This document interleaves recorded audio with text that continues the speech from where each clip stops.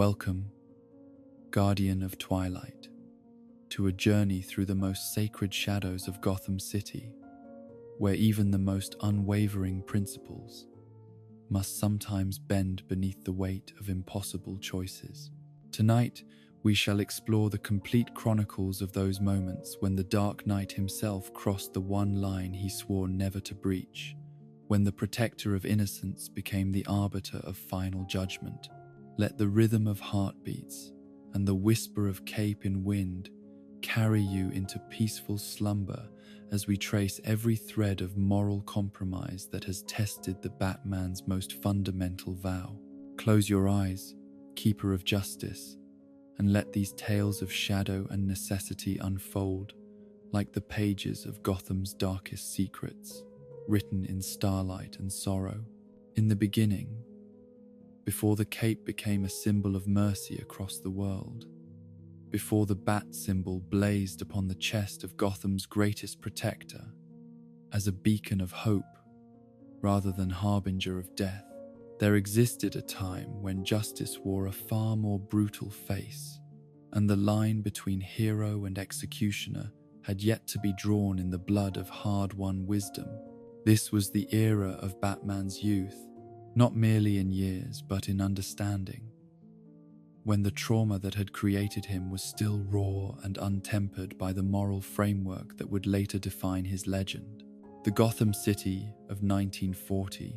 was a cesspool of corruption and violence that seemed to demand equally violent solutions, an urban hellscape where conventional law enforcement had failed so completely that citizens had begun to whisper hopefully about the mysterious figure who stalked criminals through the night, leaving behind a trail of bodies that spoke to a form of justice more final than any court could provide. In this environment of desperation and decay, the young Batman operated according to principles that were formed more by rage than by wisdom, more by the desire for vengeance than by any coherent philosophy of protection. The transformation from Bruce Wayne, traumatized child, into Batman urban legend had been accomplished through years of training and preparation that focused entirely on the acquisition of skills necessary to wage war against the criminal element that had claimed his parents. Yet nowhere in this extensive education had there been instruction in the subtle art of mercy, no curriculum devoted to the complex moral calculations that would distinguish a protector from a predator, no guidance regarding the crucial difference between justice and revenge.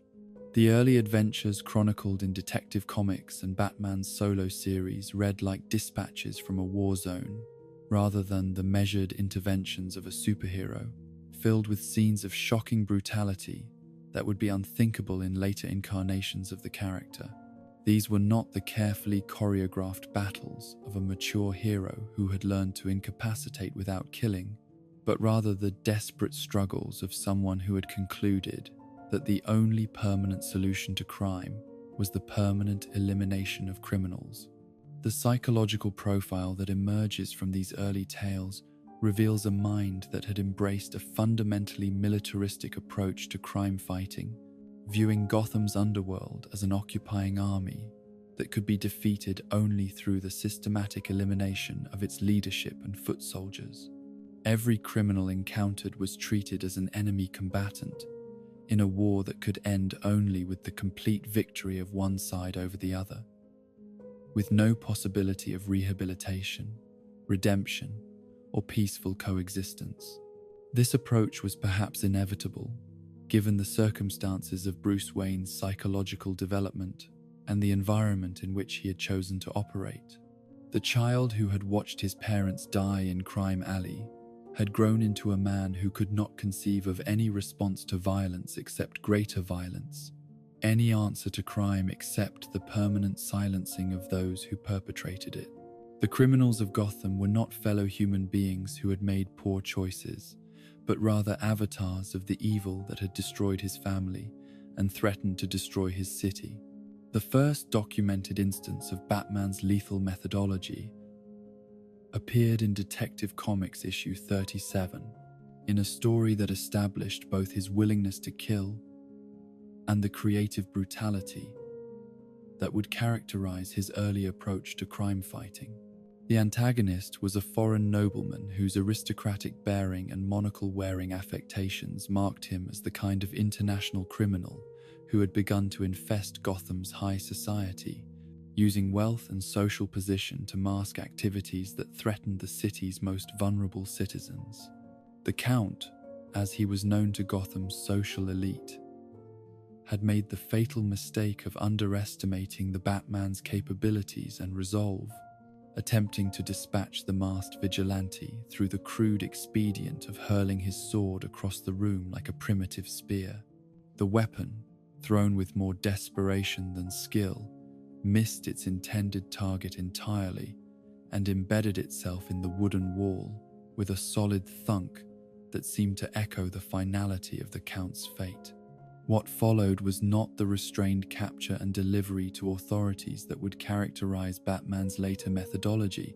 but rather a calculated execution carried out with the cold precision that had become his trademark. The Dark Knight's response to the Count's failed attack was not defensive but aggressively punitive,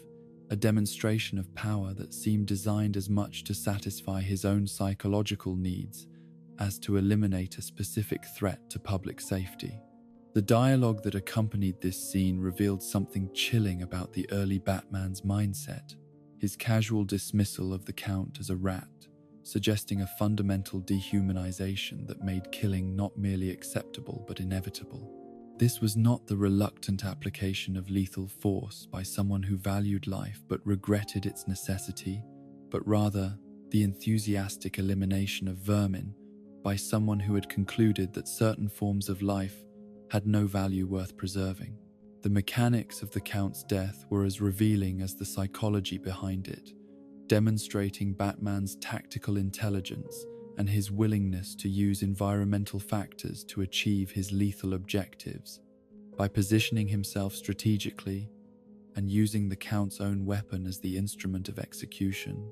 Batman demonstrated both his understanding of leverage and timing and his appreciation for the poetic justice that could be achieved through careful planning and precise execution. The physical brutality of the scene, with the Count impaled through the neck by his own sword after being struck with sufficient force to propel his body across the room, spoke to Batman's superhuman strength and his complete lack of restraint in applying it. This was not the controlled violence of someone who sought to subdue without permanent harm, but rather the overwhelming force of someone who had concluded that the only good criminal was a dead criminal. The aftermath of this encounter revealed another troubling aspect of the early Batman's psychology, his complete lack of remorse or moral reflection regarding his actions. There was no indication that he viewed the Count's death as a tragedy or even as a regrettable necessity, but rather as a satisfactory resolution to a problem that had been efficiently solved through the application of superior planning and execution. This pattern of environmental killing would be repeated throughout Batman's early career as he developed an increasingly sophisticated understanding of how Gotham's urban landscape could be weaponized against those who sought to exploit its citizens. The city itself became his arsenal, its construction sites and industrial facilities, providing endless opportunities for creative elimination that could be presented as accidents or the inevitable consequences of criminal activity in dangerous environments. The junkyard murders that became a recurring theme in these early adventures demonstrated Batman's growing expertise in using the detritus of urban decay as instruments of justice. These locations, filled with unstable piles of discarded machinery and toxic materials, provided perfect settings for deaths that could be attributed to the hazardous nature of the environment rather than to deliberate homicide, allowing Batman to maintain his mysterious reputation while avoiding unwanted attention from law enforcement. The psychological satisfaction that Batman derived from these elaborate executions seemed to exceed what would be expected from simple crime prevention, suggesting that the process of planning and carrying out these deaths served important emotional needs that went beyond the practical objectives of protecting innocent citizens. The creative aspects of these kills, the way they incorporated elements of the criminal's own methods or environment, spoke to a mind that found genuine pleasure in the exercise of absolute power over life and death. The most shocking instance of Batman's early brutality occurred during his first solo comic appearance, an incident so extreme that it seemed designed specifically to establish his credentials as someone who operated entirely outside the bounds of civilized society. The circumstances surrounding this particular killing revealed not only Batman's willingness to use lethal force, but also his complete disregard for any moral distinctions between different categories of potential victims. The target in this case was a mental patient who had been transformed into a monster through the application of an experimental serum, someone whose actions were the result of involuntary chemical alteration rather than criminal intent. Yet Batman's response to this threat was identical to his treatment of deliberate criminals, suggesting that he had concluded that the source of dangerous behavior was irrelevant compared to its effects on public safety.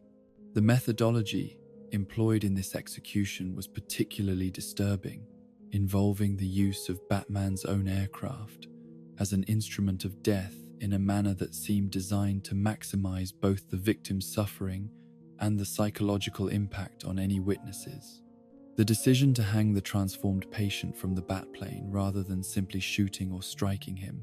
suggested a level of premeditation and sadistic creativity that went far beyond the requirements of effective crime fighting. The symbolism inherent in this particular method of execution was unmistakable, invoking historical associations with lynching and vigilante justice that positioned Batman not as a protector of the innocent, but as an agent of extrajudicial punishment, operating according to his own moral code. The use of a noose, in particular, carried connotations of frontier justice and mob violence that seemed deliberately chosen to send a message about the fate awaiting those who threatened Gotham's citizens. The technological sophistication required to carry out this execution, involving the precise coordination of aircraft movement with the physics of hanging, demonstrated Batman's growing expertise in the practical applications of violence, while also revealing his willingness to invest significant time and resources in perfecting his killing techniques. This was not the improvised violence of someone acting in the heat of the moment, but rather the calculated brutality of someone who had made killing into both art and science. The broader implications of these early adventures extended far beyond their immediate narrative impact to encompass fundamental questions about the nature of heroism and the relationship between justice and vengeance. The Batman of these stories was not yet the figure of moral authority that he would later become, but rather a vigilante whose methods were indistinguishable from those of the criminals he hunted, differing only in the selection of targets rather than in the fundamental approach to problem solving. The evolution from killer to protector that would define Batman's character development over the following decades began with the gradual recognition that his methods were creating as many problems as they solved, that the fear he inspired in criminals was matched by the terror he evoked in innocent citizens, who could not be certain that his violence would remain focused on appropriate targets. The realization that true heroism required not just the power to destroy but also the wisdom to preserve would come only after years of experience had demonstrated the limitations and dangers of his original approach. The pivotal moment in this transformation would come with the creation of his famous vow, the solemn promise never again to take a human life that would become the defining characteristic of his heroic identity. Yet the seeds of this moral evolution were already present in these early adventures. Visible in the growing complexity of his methods, and the increasing sophistication of his moral reasoning as he encountered situations that could not be resolved through simple violence. The legacy of Batman's early killing spree would continue to influence his character development throughout his career, serving as a constant reminder of what he might become if he ever allowed his commitment to non-violence to waver. The knowledge that he possessed both the ability and, under certain circumstances, the inclination to kill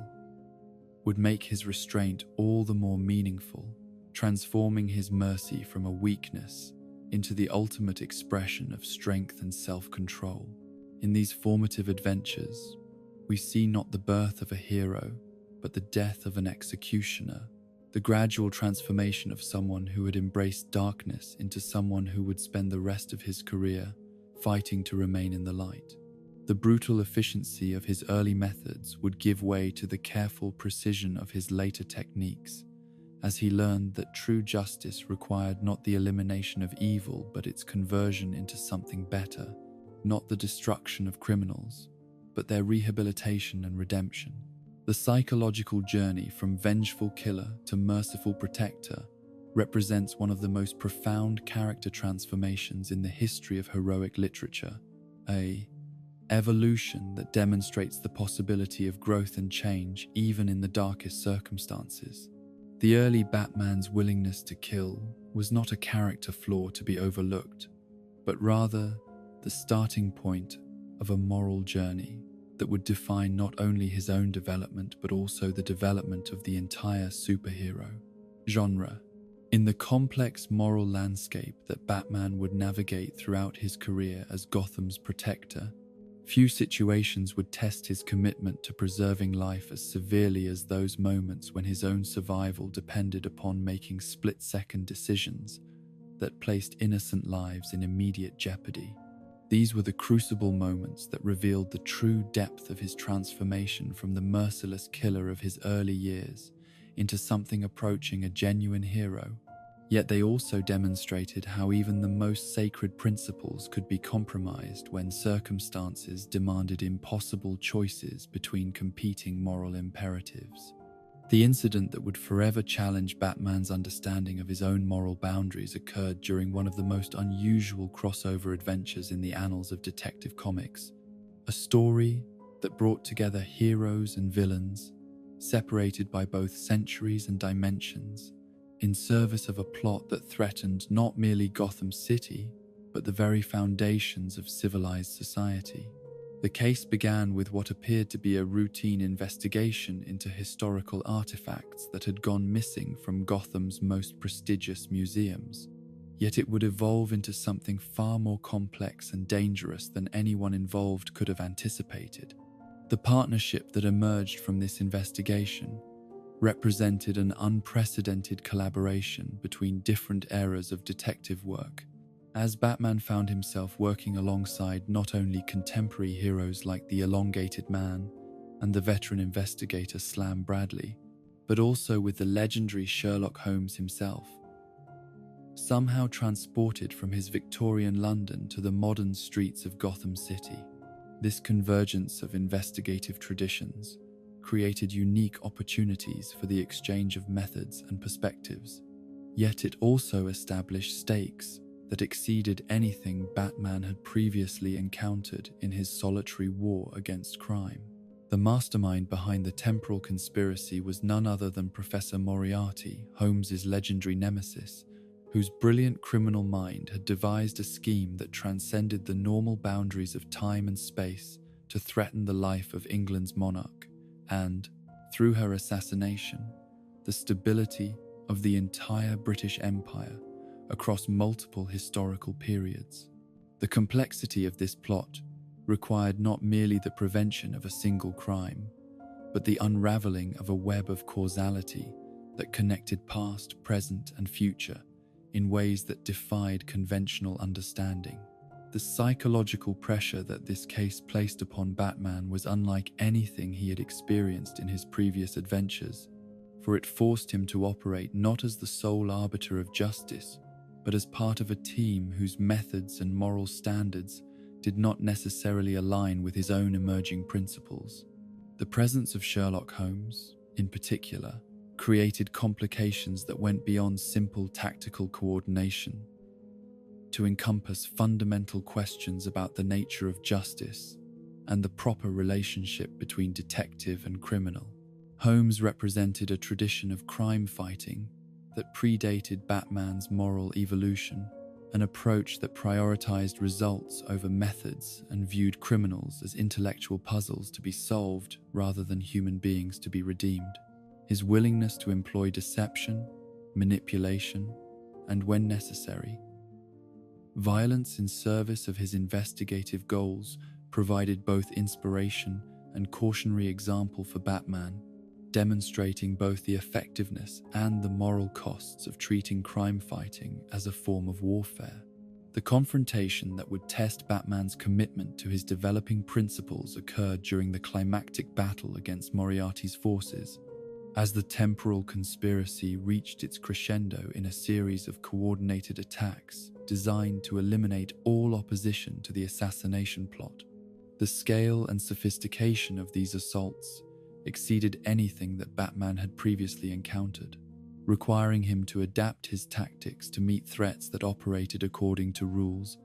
very different from those governing ordinary street crime. The moment of moral crisis arrived when Batman found himself pinned down by gunfire from multiple assailants whose training and equipment suggested military rather than criminal backgrounds. These were not the desperate thugs and opportunistic criminals that comprised Gotham's usual underworld, but rather professional soldiers whose discipline and coordination made them far more dangerous than any opponent he had previously faced. Their systematic approach to the attack left him with rapidly diminishing options for escape or counterattack. The tactical situation deteriorated rapidly as the enemy forces coordinated their fire to eliminate Batman's cover while simultaneously advancing their positions to prevent any possibility of retreat. The precision of their movements and the sophistication of their equipment revealed that this was not an improvised assault, but rather a carefully planned military operation designed to neutralize specific targets through the application of overwhelming firepower and superior positioning. In this desperate moment, with bullets fragmenting the concrete around his position and the sound of advancing footsteps indicating that his enemies were closing in for the final assault, Batman was forced to make a choice that would haunt him for years to come. The tactical options available to him had been reduced to a simple equation. Use one of the approaching henchmen as a human shield to provide cover for his escape or remain in position and face almost certain death from the converging gunfire. The moral calculus involved in this decision was far more complex than the simple mathematics of survival, for it required Batman to weigh his own life against that of someone who was undoubtedly guilty of criminal activity, yet who had not forfeited his right to life through any action that Batman had witnessed directly. The henchman in question was clearly participating in a conspiracy that threatened innocent lives, yet he was also a human being whose death would represent a violation of the principles that Batman was struggling to establish as the foundation of his heroic identity. The psychological pressure of making this choice under combat conditions, with seconds available for deliberation and the sounds of approaching death growing louder with each heartbeat, revealed the impossible nature of maintaining absolute moral principles in a world where survival often depended upon compromise and adaptation. The luxury of extended moral reflection was not available to someone whose hesitation might result not only in his own death, but in the success of a plot that would claim innocent lives on a massive scale. The decision that Batman ultimately made represented neither pure heroism nor simple selfishness, but rather the kind of desperate compromise that defined real moral choice in extreme circumstances. His grab for the nearest henchman was motivated not by callous disregard for human life, but by the tactical necessity of creating enough confusion and cover to enable his escape while minimizing the total casualties that would result from the enemy's successful completion of their mission. The execution of this desperate gambit required split-second timing and precise physical coordination,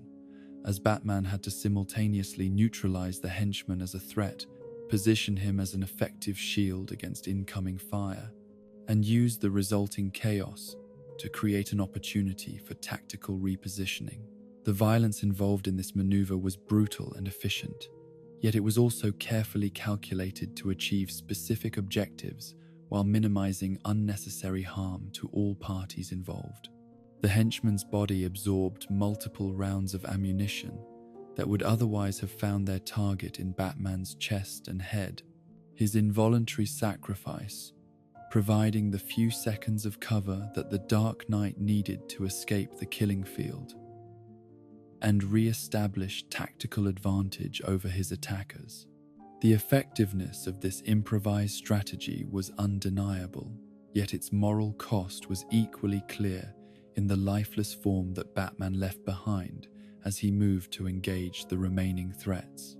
The psychological impact of this incident on Batman's developing moral framework was profound and lasting, for it demonstrated the gap that could exist between theoretical principles and practical application in life or death situations.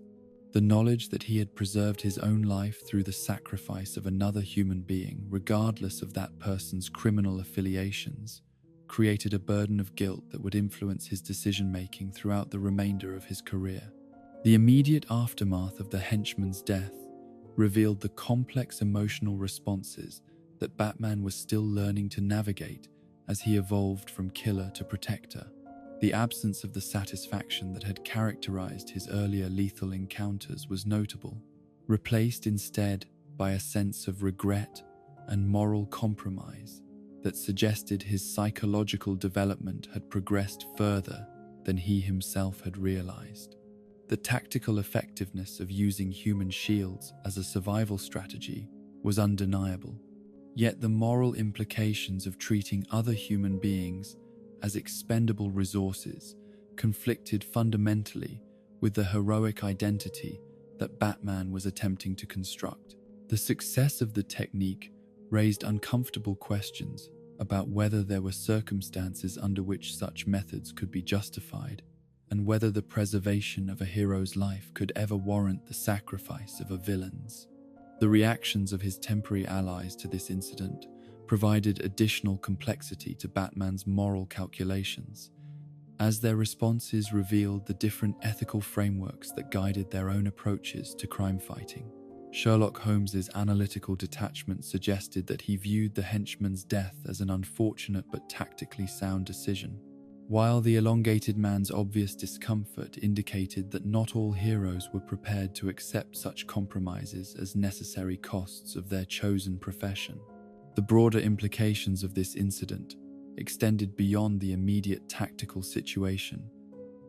to encompass questions about the nature of heroism and the standards to which those who claim to protect the innocent should be held. The use of human shields, even when those humans were actively engaged in criminal activity, represented a fundamental violation of the principle that every life possessed inherent value that could not be sacrificed for tactical advantage. Yet, the alternative to Batman's actions in this situation would likely have been his own death and the subsequent success of Moriarty's assassination plot, resulting in casualties that could number in the thousands or even millions depending upon the historical ramifications of the monarch's murder. The utilitarian calculus that justified sacrificing one life to save many others was logically sound, yet it conflicted with the absolute moral principles that Batman was attempting to establish as the foundation of his heroic identity. The investigation that followed this incident revealed additional details about the henchman whose life had been sacrificed,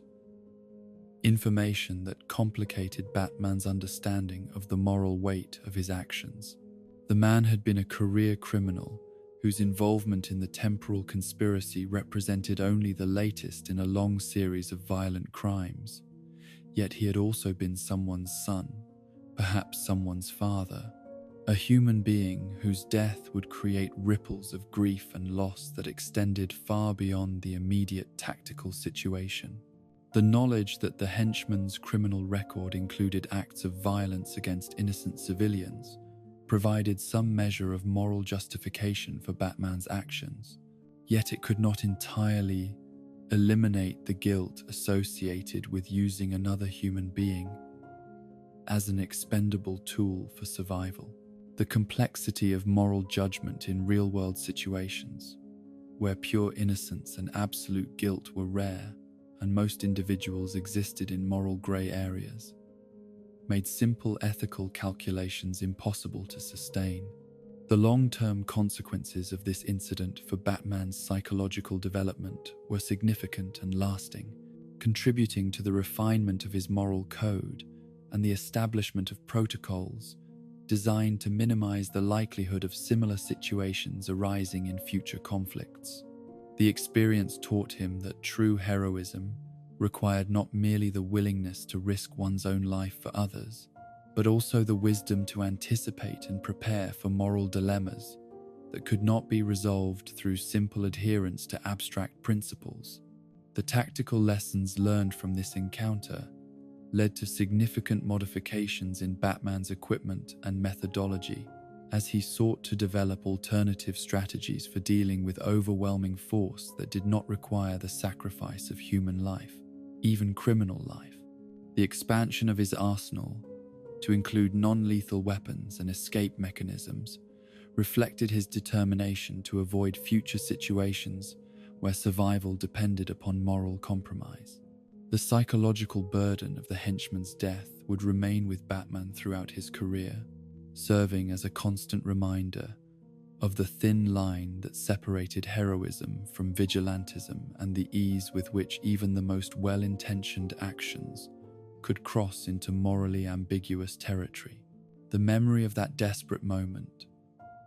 when survival required treating another human being as an expendable resource,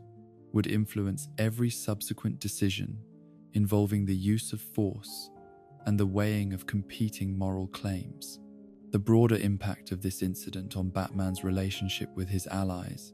and his reputation within the heroic community was also significant,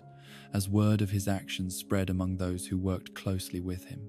Some viewed his decision as a regrettable but understandable response to impossible circumstances, while others questioned whether someone willing to sacrifice criminal lives for tactical advantage could truly be trusted to protect innocent ones. The moral complexity revealed by this incident would continue to influence Batman's development as a character and as a symbol,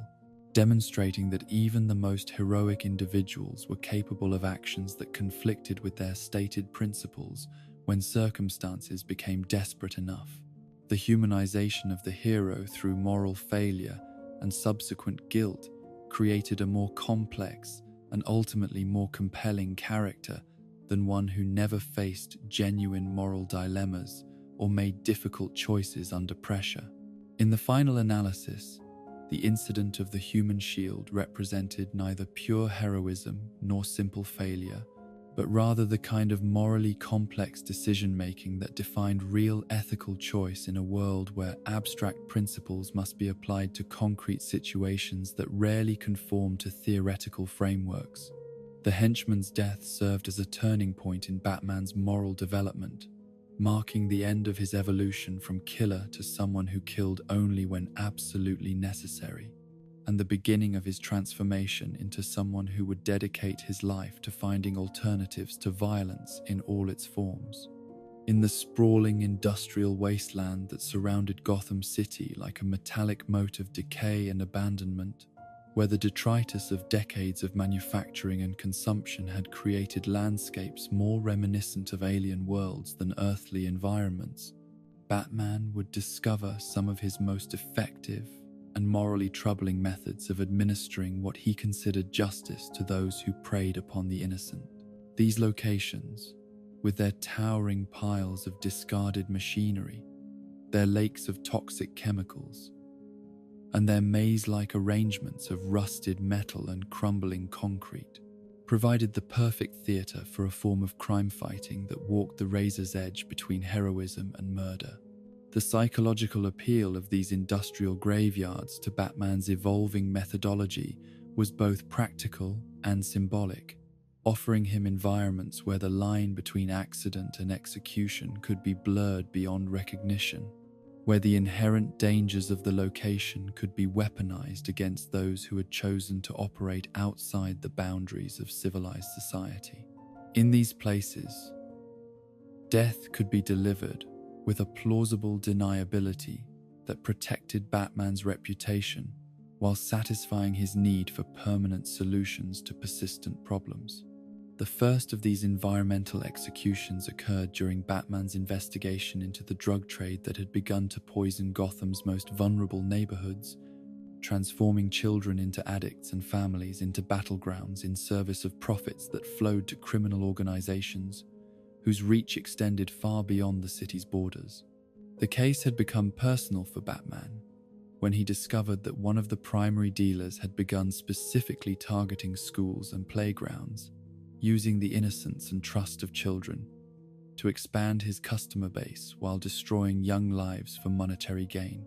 The dealer in question had earned Batman's particular attention not merely through his choice of victims but through his response to previous attempts at intervention, displaying a ruthless willingness to employ violence against anyone who threatened his operations, including the social workers and teachers who had tried to protect the children in his crosshairs. His escalating brutality had culminated in an attack on a community center that had resulted in several hospitalizations and had sent a clear message that he considered himself beyond the reach of both law enforcement and vigilante center justice. The transformation of this criminal from drug dealer to killer had been precipitated by an incident involving Robin, whose own moral development was being carefully guided by Batman's evolving understanding of the proper relationship between justice and vengeance. The young hero's intervention in one of the dealer's operations had resulted in the death of the criminal's brother, not through deliberate action, but through the kind of accident that could occur when inexperienced crime fighters attempted to apply adult methods without fully understanding their consequences. The psychological impact of his brother's death on the dealer had been profound and predictable, transforming someone who had been motivated primarily by greed into someone driven by the far more dangerous emotion of personal vengeance. The shift from profit-seeking criminal to revenge-obsessed killer represented an escalation in threat level that required Batman to reconsider his approach and develop new strategies for dealing with someone whose actions were no longer governed by rational self-interest. The pursuit that led to the junkyard confrontation began with the dealer's systematic campaign of terror against anyone associated with Robin's previous intervention, a vendetta that threatened not only the young hero's secret identity, but also the safety of innocent civilians who had become targets simply through their proximity to the investigation. The escalating violence of these attacks demonstrated that traditional methods of deterrence were ineffective against someone whose desire for revenge had overwhelmed all other considerations. Batman's decision to confront the dealer in the industrial wasteland that surrounded Gotham's manufacturing district was motivated by tactical considerations that reflected his growing sophistication in the art of environmental warfare. The junkyard provided numerous opportunities for creative problem-solving, while also offering the kind of plausible deniability that would be necessary if the confrontation resulted in casualties that could not be easily explained through conventional law enforcement narratives. The chase through the twisted pathways of discarded machinery and precariously balanced debris revealed both Batman's intimate knowledge of these industrial landscapes and his ability to use their inherent dangers as weapons against those who threatened innocent life. The dealer's familiarity with urban environments proved inadequate preparation for navigating terrain where every step could trigger an avalanche of metal, and every turn could lead to a dead end filled with toxic materials or unstable structures. The psychological pressure of being hunted through this mechanical labyrinth began to affect the dealer's judgment and decision-making, as the stress of constant pursuit combined with the disorienting nature of the environment to create a state of near panic that made rational tactical thinking increasingly difficult. His responses became more desperate and less calculated as the chase continued, leading him deeper into areas of the junkyard where the dangers were greatest and the possibilities for escape most limited. The moment of final confrontation arrived when the dealer, his ammunition nearly exhausted and his escape route systematically eliminated by Batman's superior knowledge of the terrain, made the desperate decision to take refuge atop one of the massive piles of crushed automobiles that formed artificial mountains throughout the junkyard. The position offered temporary protection from direct assault, while providing elevated vantage points from which to observe Batman's approach and plan defensive strategies. Yet the dealer's choice of refuge also placed him in the most dangerous possible location within the entire junkyard, positioned beneath thousands of tons of precariously balanced metal that had been stacked according to principles of expedience rather than safety. The inherent instability of these towering piles made them death traps waiting for the slightest disturbance to trigger catastrophic collapse, transforming what appeared to be defensive positions into elaborate suicide machines. Batman's understanding of structural engineering and his experience with similar environments allowed him to recognize immediately both the tactical advantages and the lethal potential of the dealer's chosen position.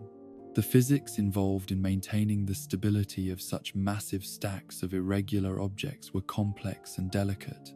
requiring only minimal force applied at precisely the right points to initiate chain reactions that would bring down entire sections of the pile in avalanches of crushing metal. The moral calculation that Batman faced in this moment was both simple and impossibly complex, involving a choice between allowing a dangerous criminal to escape and potentially harm more innocent victims, or using his knowledge of physics and engineering to trigger a collapse that would almost certainly result in the dealer's death. The tactical effectiveness of the environmental solution was undeniable, yet its moral implications were equally clear in their violation of the principles that Batman was struggling to establish as the foundation of his heroic identity. The decision that Batman ultimately made represented a compromise between his developing moral code and the practical necessities of crime fighting in an environment where conventional law enforcement had proven inadequate to address the threats facing innocent citizens. His application of force to the critical structural points that maintained the pile's stability was precise and deliberate, calculated to achieve maximum effect with minimal effort while maintaining the appearance of accidental causation. The collapse that followed was both spectacular and horrifying, as thousands of tons of twisted metal cascaded down upon the dealer's position with the inevitability of an avalanche and the brutality of a mechanical execution.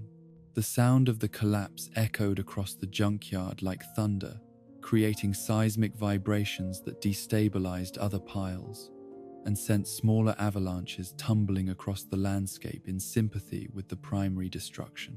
The dealer's death was instantaneous and complete, his body crushed beneath layers of automotive debris that transformed him from a living threat into a component of the industrial waste that surrounded his final resting place. The effectiveness of Batman's environmental engineering was undeniable.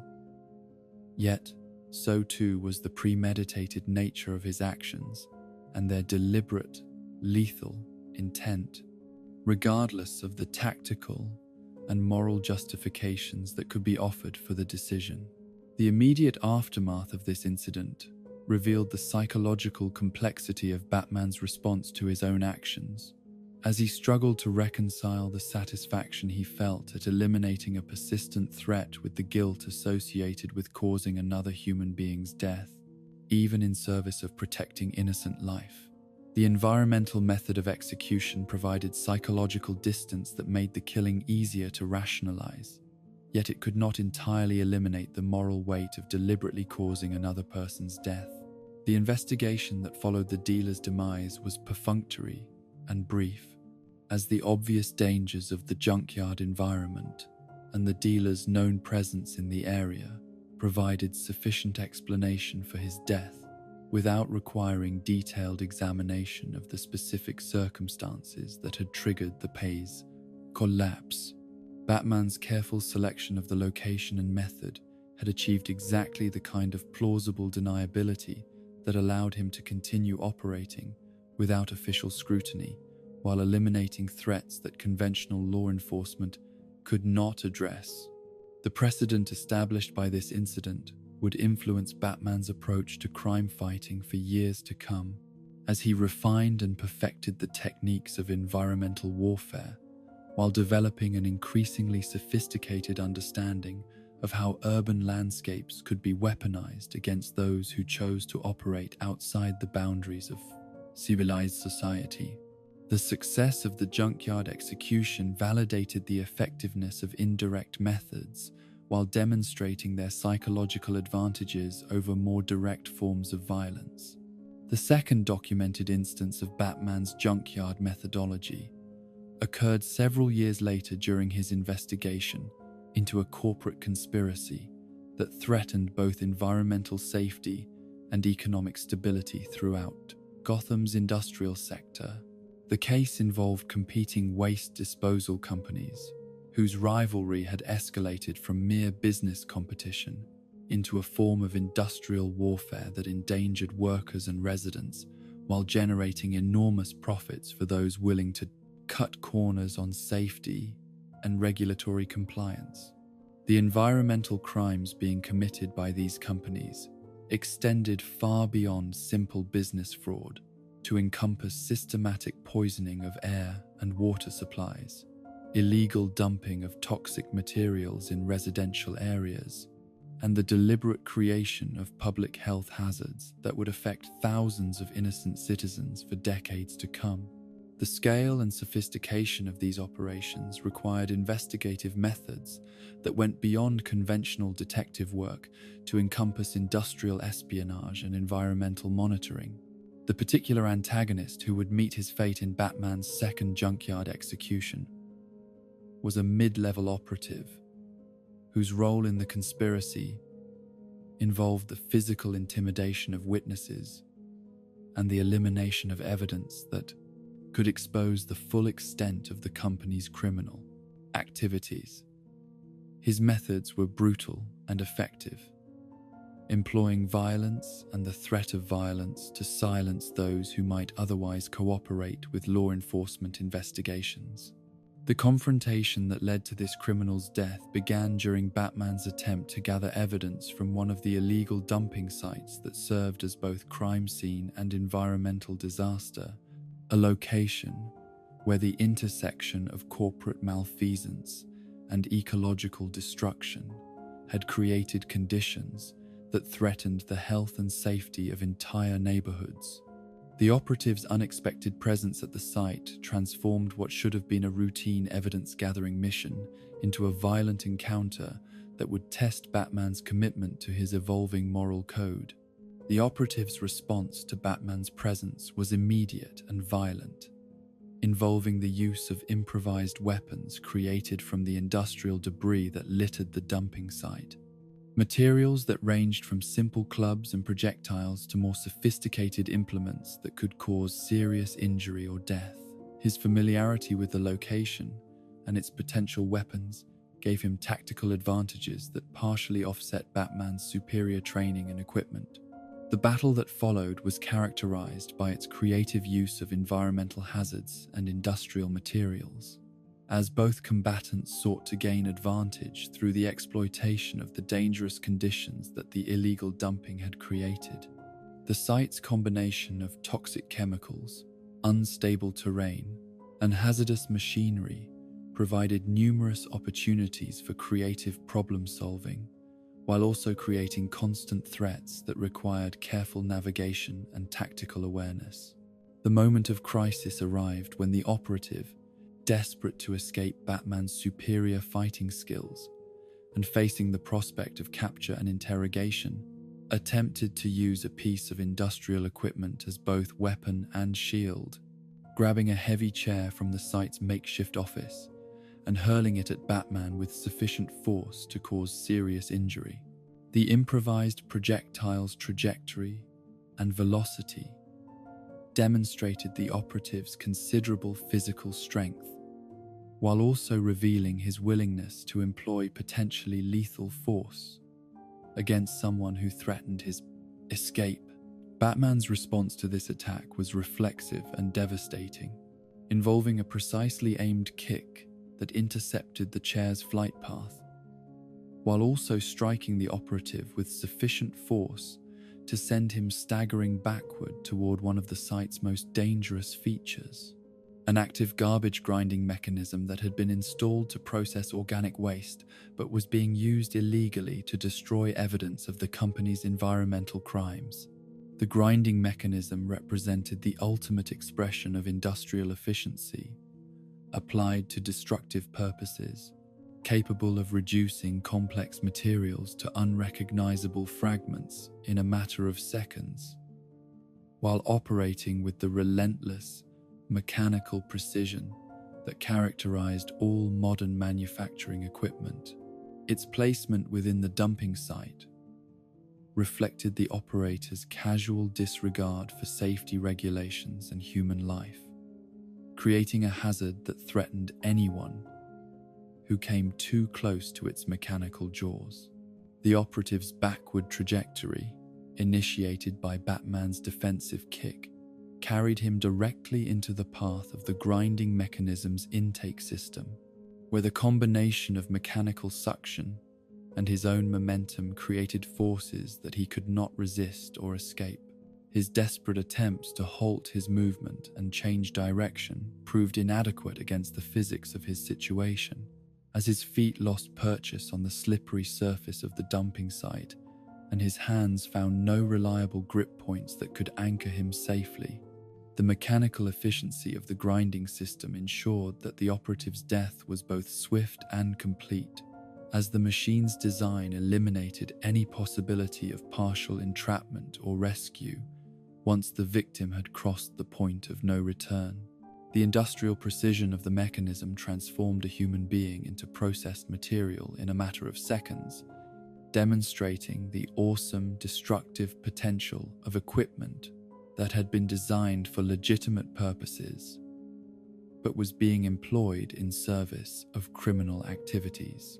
Batman's role in precipitating this death was both direct and indirect, involving a defensive action that had unintended but foreseeable consequences given the dangerous nature of the environment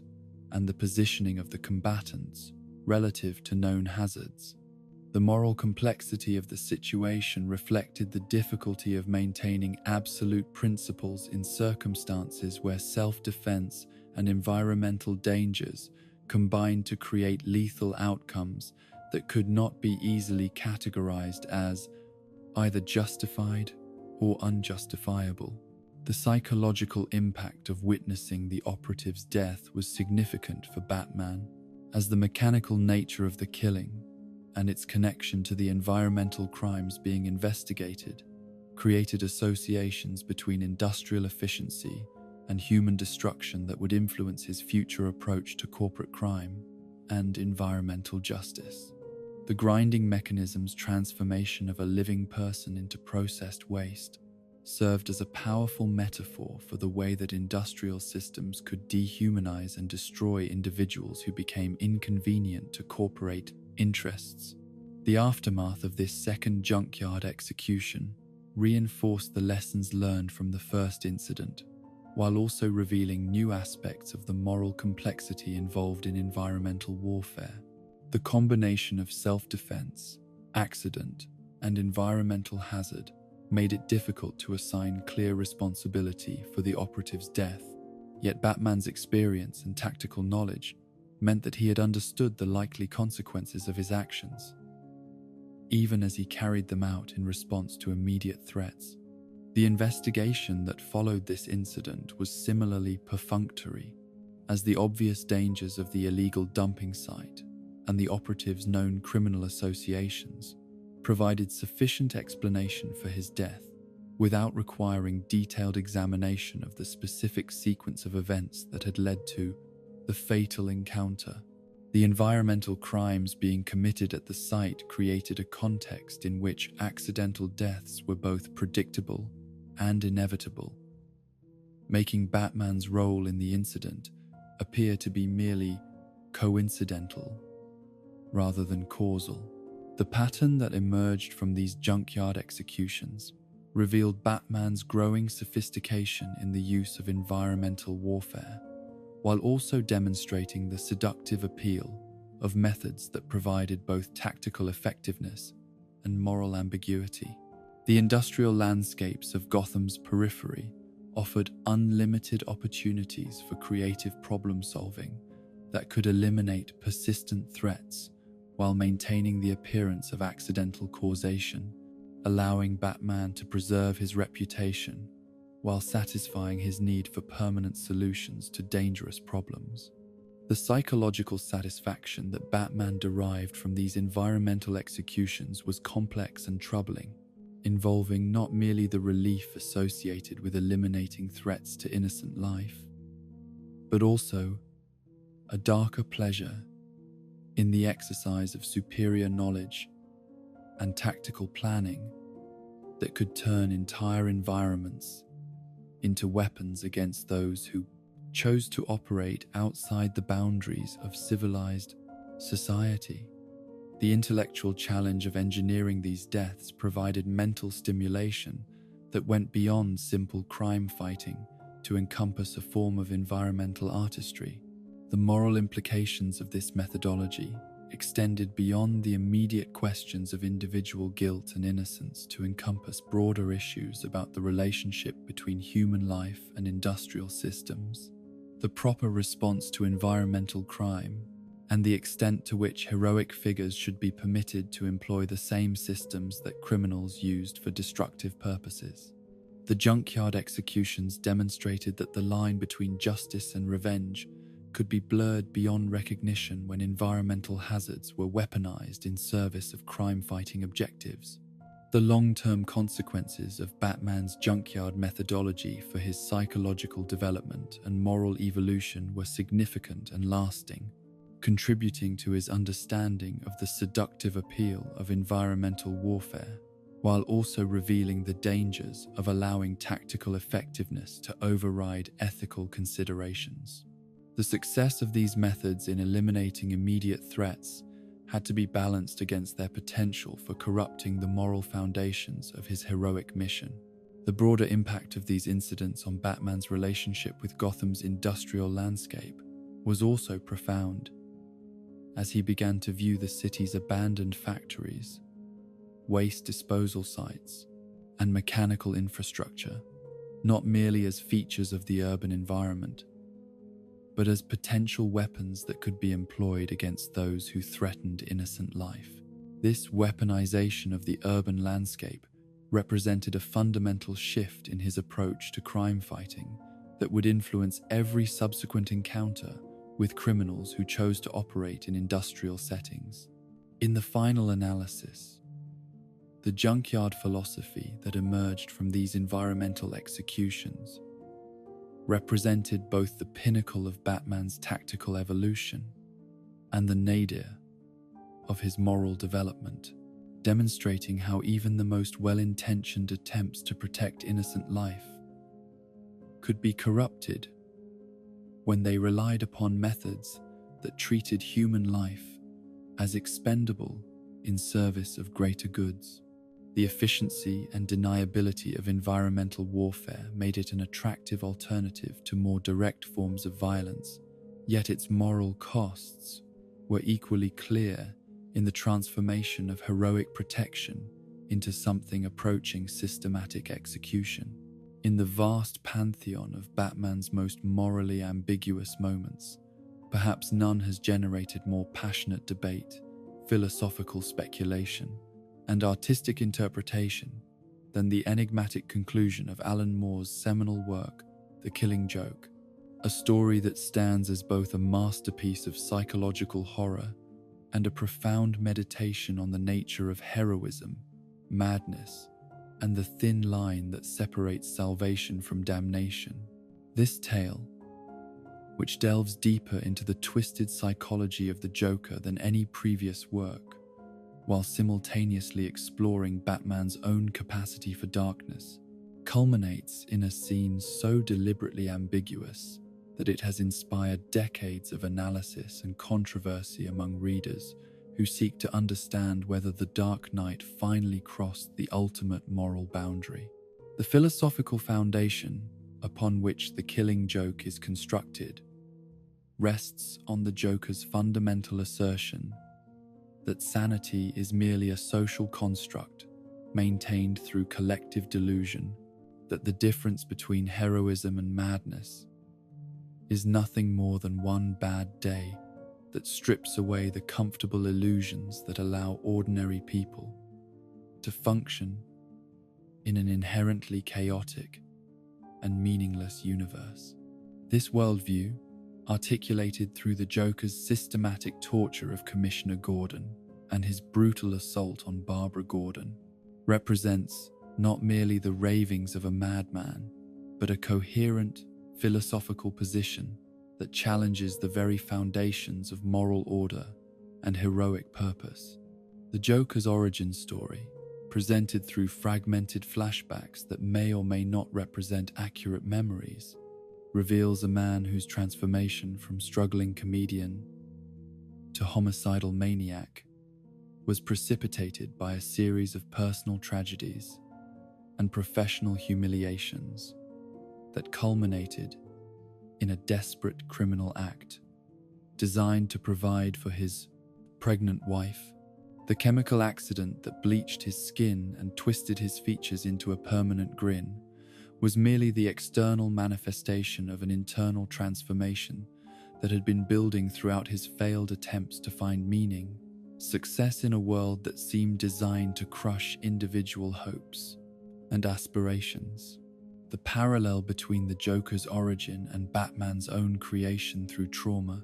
is deliberately explicit, suggesting that these two figures represent different responses to the same fundamental experience of loss and disillusionment. Where Bruce Wayne channeled his pain into a mission of protection and justice, the future Joker allowed his suffering to metastasize into a philosophy of nihilistic chaos that viewed all human endeavor as ultimately meaningless performance in a cosmic joke whose punchline was death and madness. The psychological warfare that the Joker wages against Commissioner Gordon throughout the story is designed not merely to cause suffering, but to prove his philosophical thesis about the arbitrary nature of sanity and moral order. By subjecting Gordon to experiences that mirror his own traumatic transformation, the Joker seeks to demonstrate that anyone can be driven to madness if subjected to sufficient pressure, that the difference between hero and villain is not moral superiority, but simply the absence of adequate stress testing. The assault on Barbara Gordon serves multiple purposes within the story's thematic framework, functioning simultaneously as a personal attack on Batman through someone he cares about, a practical tool for manipulating Commissioner Gordon's psychological state, and a symbolic violation of the protective mission that defines Batman's heroic identity. The brutal nature of this attack and its lasting consequences for Barbara's life and career represent the Joker's most direct challenge to Batman's ability to protect the innocent and maintain the moral order that justifies his vigilante activities. Batman's response to these provocations reveals the depth of his own psychological investment in maintaining the moral distinctions that separate him from the criminals he fights,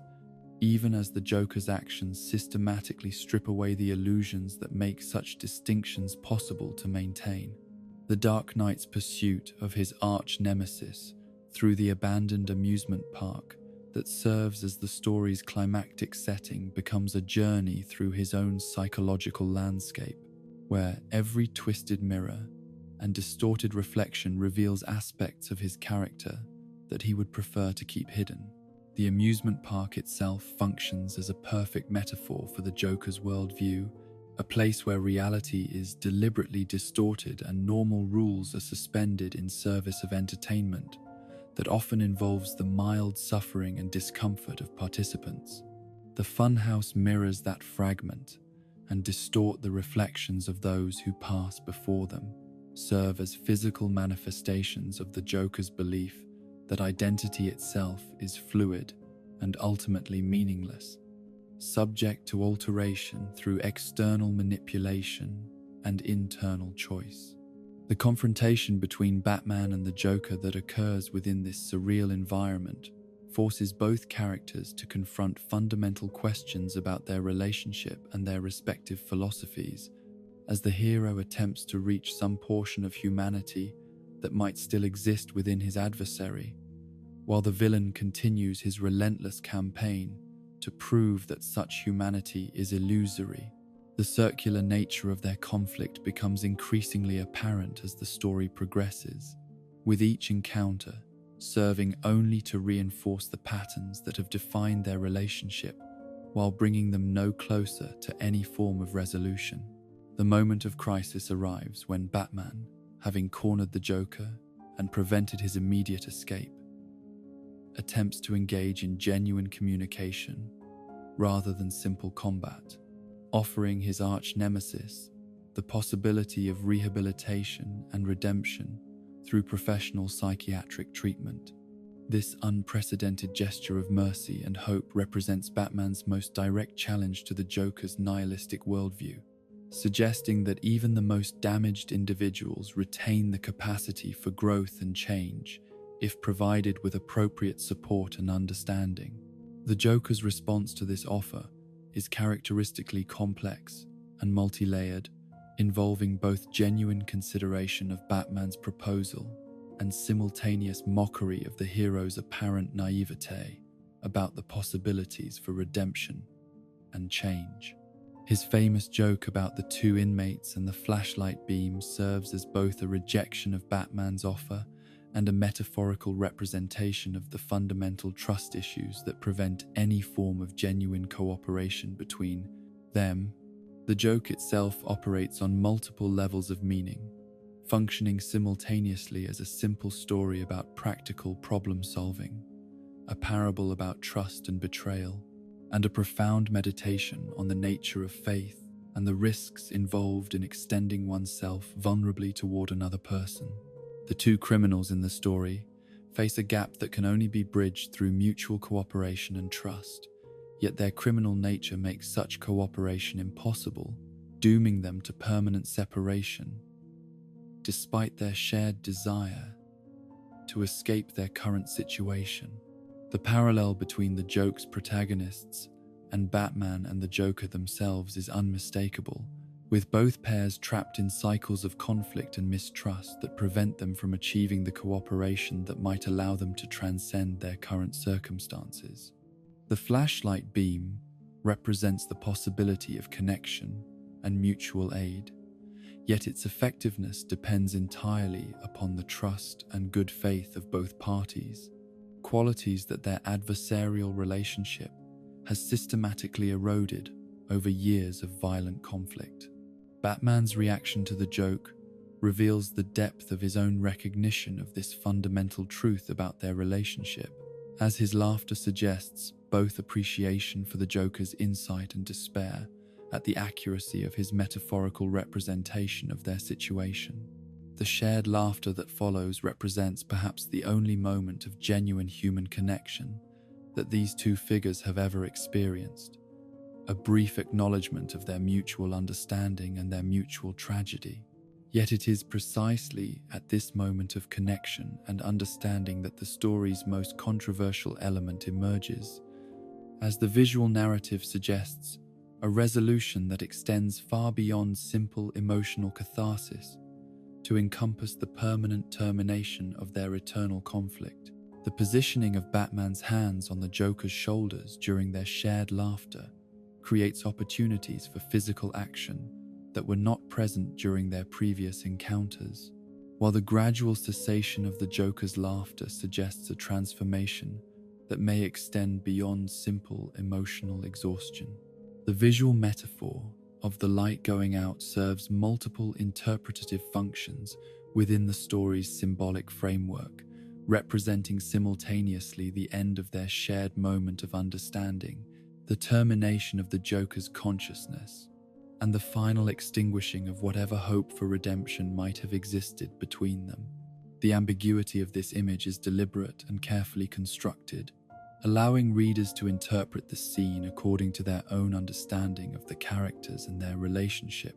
while providing no definitive resolution that would eliminate alternative readings. The silence that follows the cessation of laughter is equally ambiguous, capable of representing either the peaceful resolution of conflict through mutual understanding or the terrible quiet that follows the commission of an irreversible act. The absence of dialogue or explicit action during these final moments forces readers to become active participants in the story's conclusion, constructing their own understanding of events based upon visual cues and narrative implications rather than explicit exposition. The artistic techniques employed in these concluding panels are masterfully designed to enhance rather than resolve the ambiguity, using shadow and negative space to obscure crucial details while providing just enough visual information to support multiple interpretative frameworks. The careful positioning of figures and objects within the frame creates suggestion without confirmation, implication without certainty, allowing the story to function as a Rorschach test that reveals as much about the reader's expectations and assumptions as about the character's actual actions. The broader thematic implications of this ambiguous conclusion extend far beyond the immediate question of whether Batman killed the Joker to encompass fundamental issues about the nature of heroism, the limits of mercy, and the possibility of redemption in a world where some individuals seem to be beyond the reach of conventional moral rehabilitation. The story's refusal to provide definitive answers to these questions reflects the complexity of real moral decision-making and the inadequacy of simple categorical thinking when confronted with extreme circumstances. The psychological impact of this scene on Batman's character development, regardless of its specific physical outcome, represents a watershed moment in his evolution from protector to something potentially more complex and morally ambiguous. The recognition that his conflict with the Joker might indeed be eternal, that no amount of effort or compassion might be sufficient to reach whatever humanity remains within his arch-nemesis,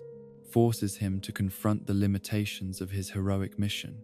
and the possibility that some problems cannot be solved through patience and understanding. The influence of the Killing Joke's ambiguous conclusion on subsequent Batman stories has been profound and lasting, with various writers and artists offering their own interpretations of the scene, while carefully avoiding definitive resolution that would eliminate the story's fundamental ambiguity. Some works suggest that Batman did indeed cross his ultimate moral boundary in that moment, while others maintain that his heroic restraint remained intact despite the extreme provocation and emotional stress of the encounter. The philosophical questions raised by this scene continue to resonate throughout Batman's mythology, serving as a constant reminder of the psychological pressures that heroic figures face when confronted with enemies who seem to be beyond redemption or rehabilitation. The possibility that even Batman might reach a breaking point where his commitment to preserving life becomes subordinated to his need to protect innocent people from further harm creates ongoing tension that enriches every subsequent encounter with similarly intractable opponents. The debate surrounding the Killing Joke's conclusion also reflects broader cultural conversations about justice, mercy, and the appropriate response to individuals whose actions consistently harm innocent people despite repeated opportunities for rehabilitation and reform. The story's refusal to provide easy answers to these questions acknowledges the genuine complexity of moral decision-making in extreme circumstances, while challenging readers to examine their own assumptions about heroism and justice. The artistic legacy of this ambiguous scene extends beyond comic books to influence other forms of media and popular culture, with filmmakers, writers, and artists drawing inspiration from its masterful use of suggestion and implication to create powerful emotional effects without explicit depiction of controversial actions.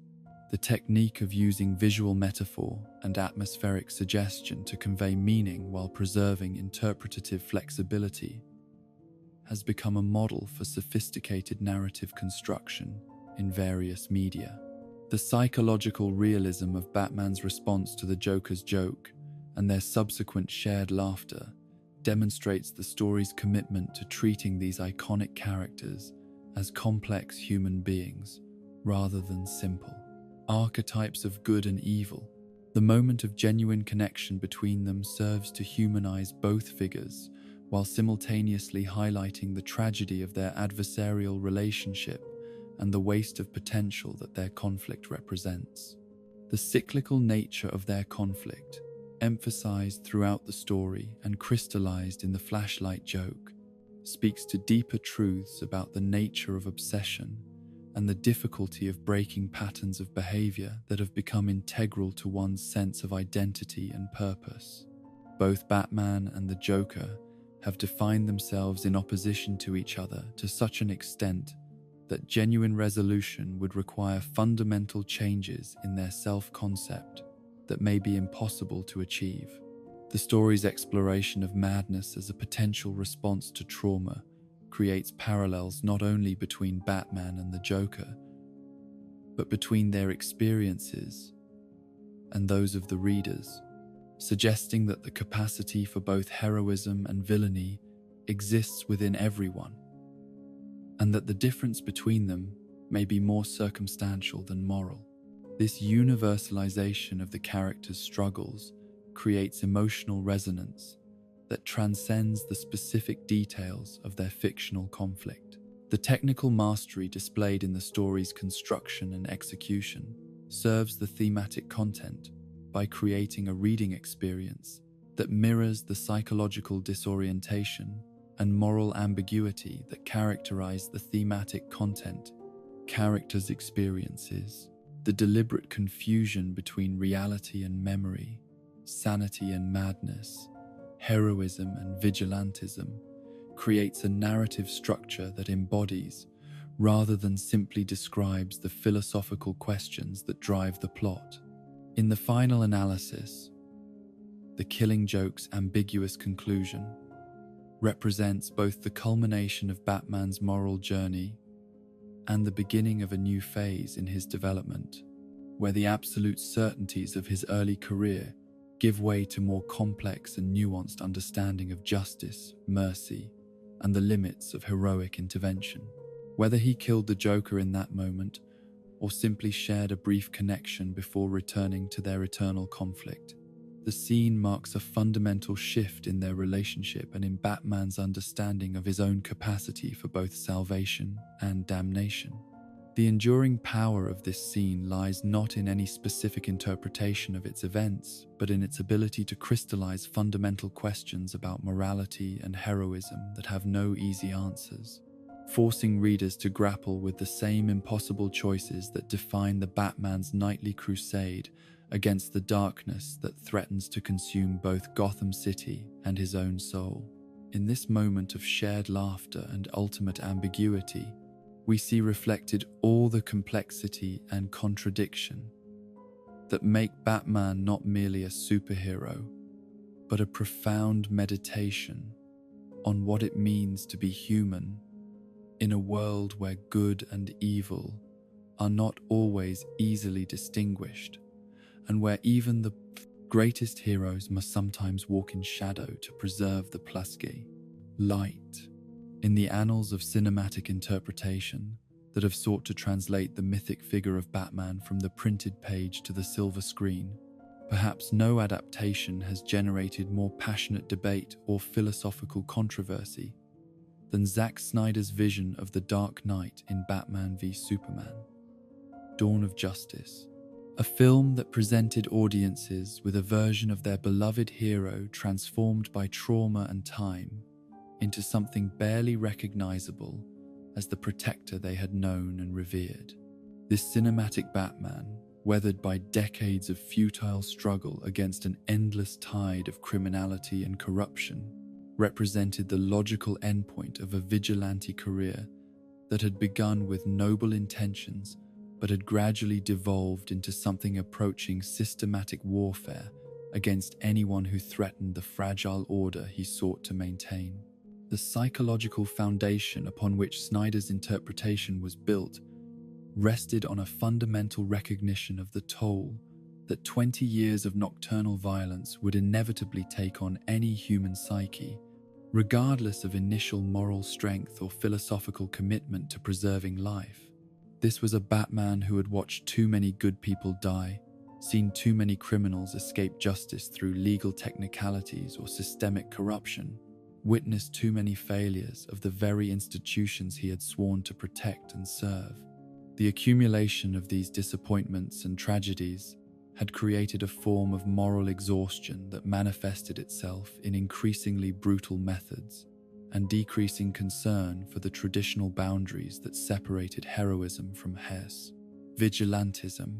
The specific incident that would most clearly demonstrate this moral deterioration occurred during Batman's desperate attempt to rescue Martha Kent from the warehouse, where she was being held captive by Lex Luthor's mercenaries, a mission that carried stakes far beyond the simple preservation of one innocent life to encompass the potential reconciliation between two of Earth's most powerful beings, and the prevention of a conflict that could devastate entire cities. The urgency of the situation and the limited time available for careful planning forced Batman to abandon his usual methodical approach in favor of direct assault that prioritized speed and efficiency over restraint and precision.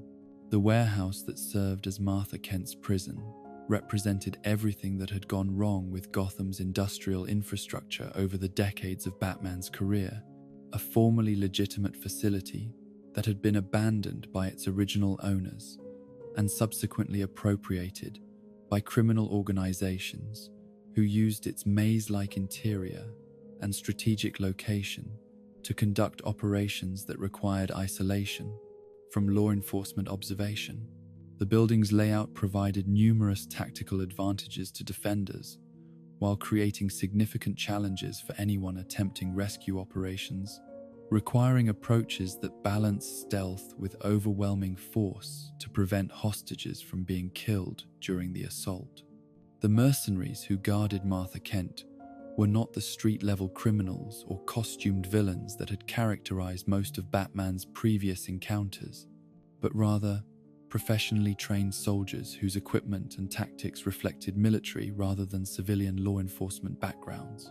Their coordination and discipline suggested extensive combat experience and specialized training in hostage situations, making them far more dangerous than the typical opponents that Batman had faced throughout his career in Gotham City. The psychological pressure that Batman experienced as he approached this rescue mission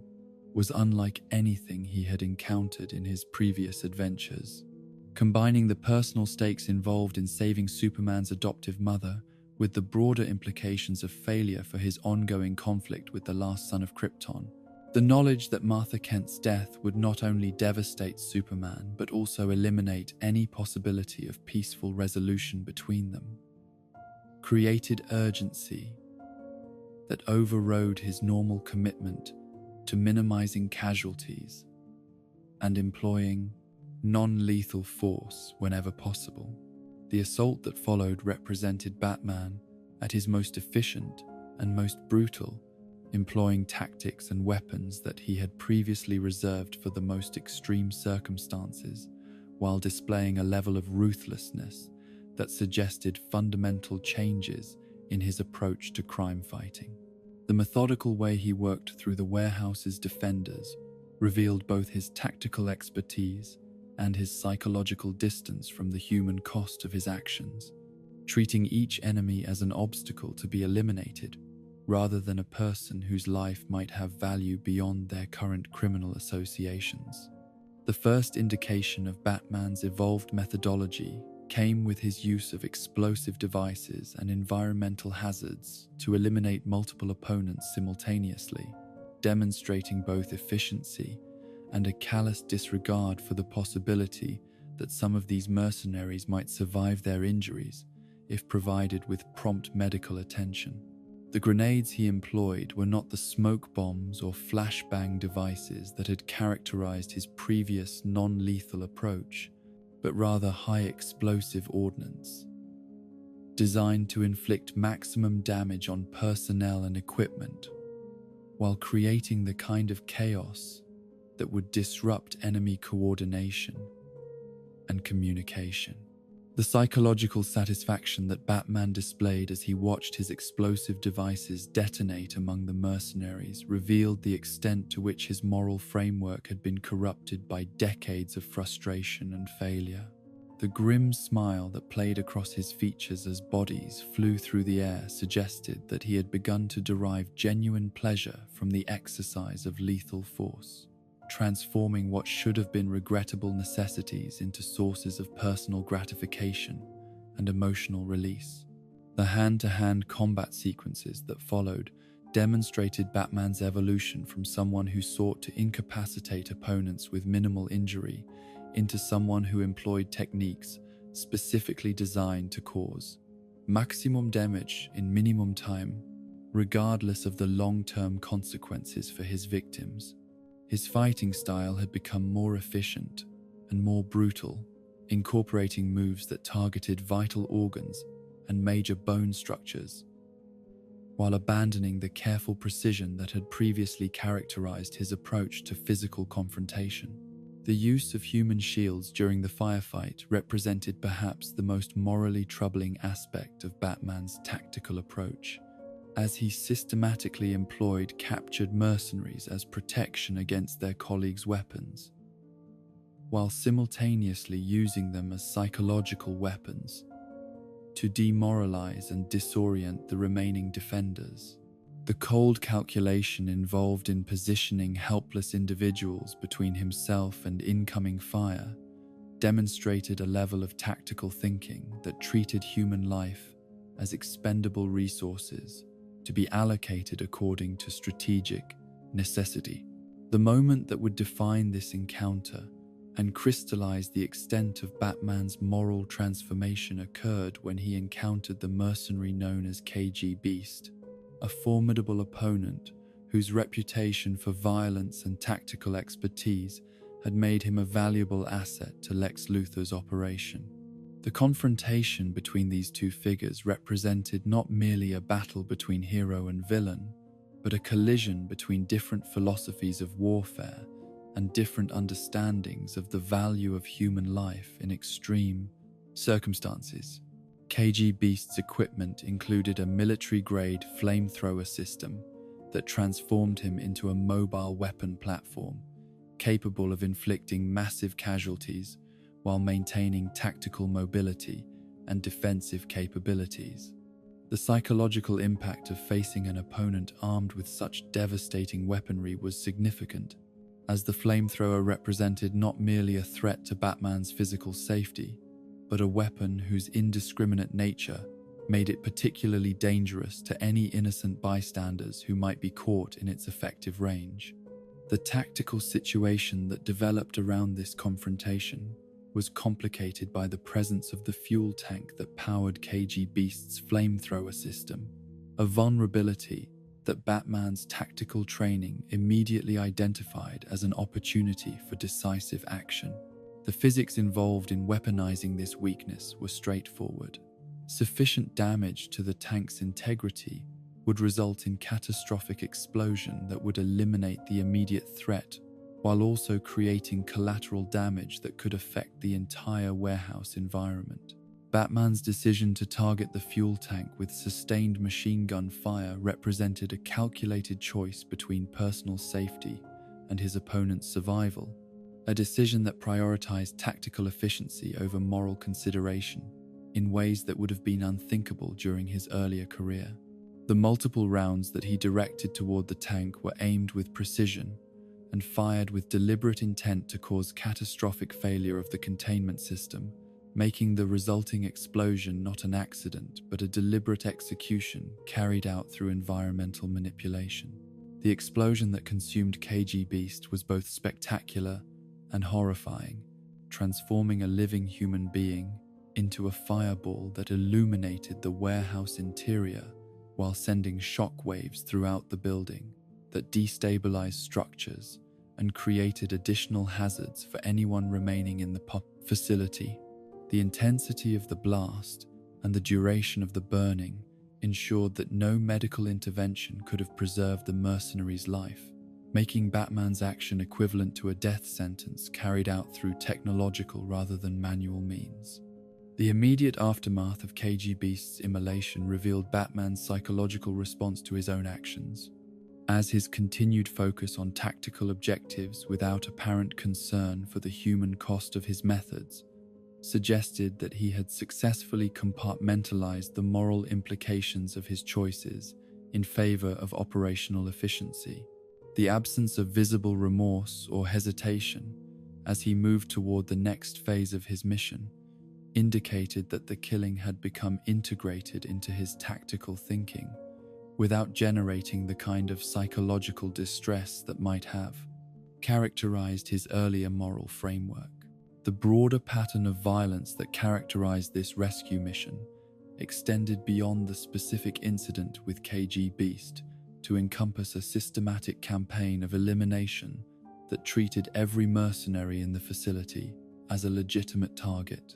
for lethal force. The stabbing attacks, the use of explosives against personnel, the deliberate creation of situations where enemies were forced to harm each other, all demonstrated Batman's evolution into someone whose methods were indistinguishable from those of the military operatives he was fighting. The psychological distance that Batman maintained from the human consequences of his actions was perhaps most clearly demonstrated in his treatment of opponents as tactical problems to be solved, rather than as individuals whose lives and deaths carried moral weight. The efficiency with which he eliminated threats while moving toward his primary objective suggested that he had developed the kind of emotional detachment that characterizes professional soldiers, rather than the passionate commitment to justice that had originally motivated his vigilante career. The successful rescue of Martha Kent validated Batman's tactical approach while simultaneously highlighting the moral costs associated with achieving operational objectives through systematic violence. The knowledge that he had preserved one innocent life through the elimination of multiple criminal lives created a utilitarian justification for his actions that obscured the broader questions about the kind of person he had become and the precedents he was establishing for future operations. The technological sophistication of Batman's equipment during this mission reflected his adaptation to warfare conditions rather than crime-fighting scenarios. With his arsenal, including military-grade weapons and explosive devices that were designed for battlefield rather than urban environments. The transformation of his gear from non-lethal law enforcement tools into instruments of war paralleled his own evolution from protector to warrior, demonstrating how external circumstances had forced internal changes that altered his fundamental approach to conflict resolution. The tactical intelligence that Batman displayed throughout the warehouse assault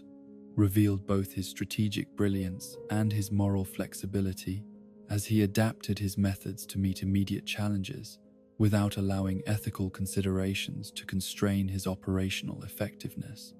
The speed with which he identified weaknesses exploited environmental advantages, and eliminated threats demonstrated expertise that had been refined through decades of experience, while also showing how that experience had gradually eroded his commitment to preserving human life. The psychological profile that emerged from this mission painted a picture of someone who had crossed moral boundaries that he would never have contemplated during his earlier career,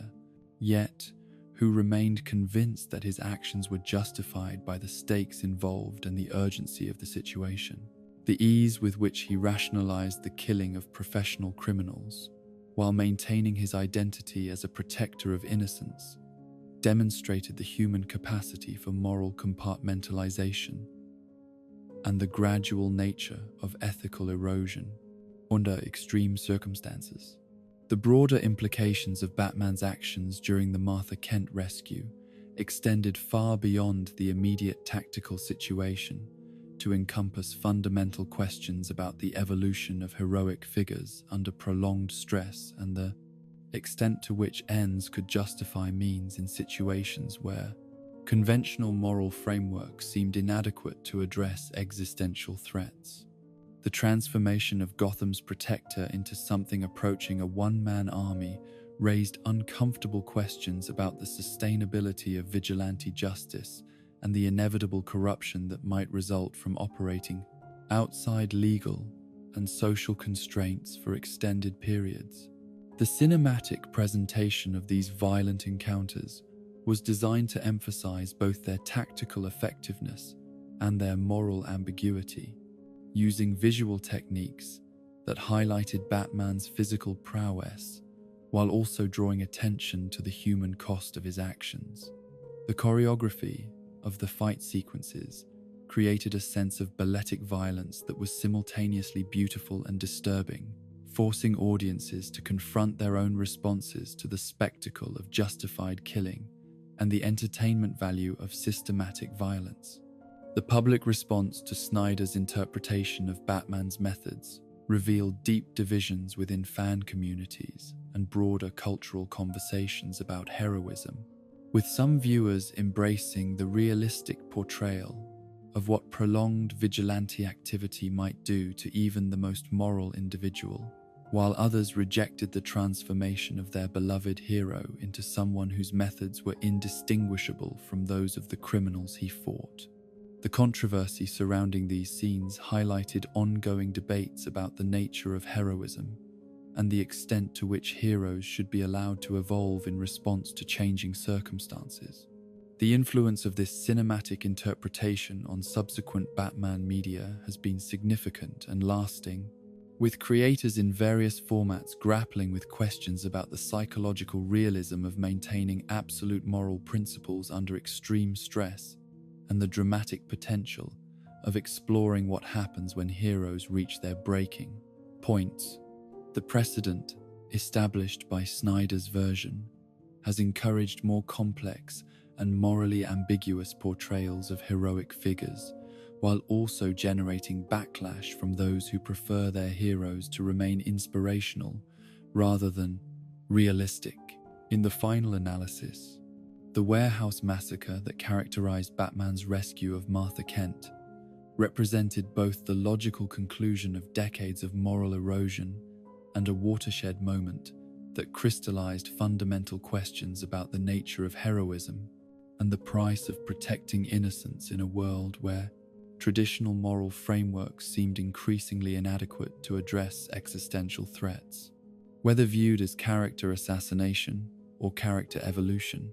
this portrayal of Batman's methods forced audiences to confront uncomfortable truths about violence, justice,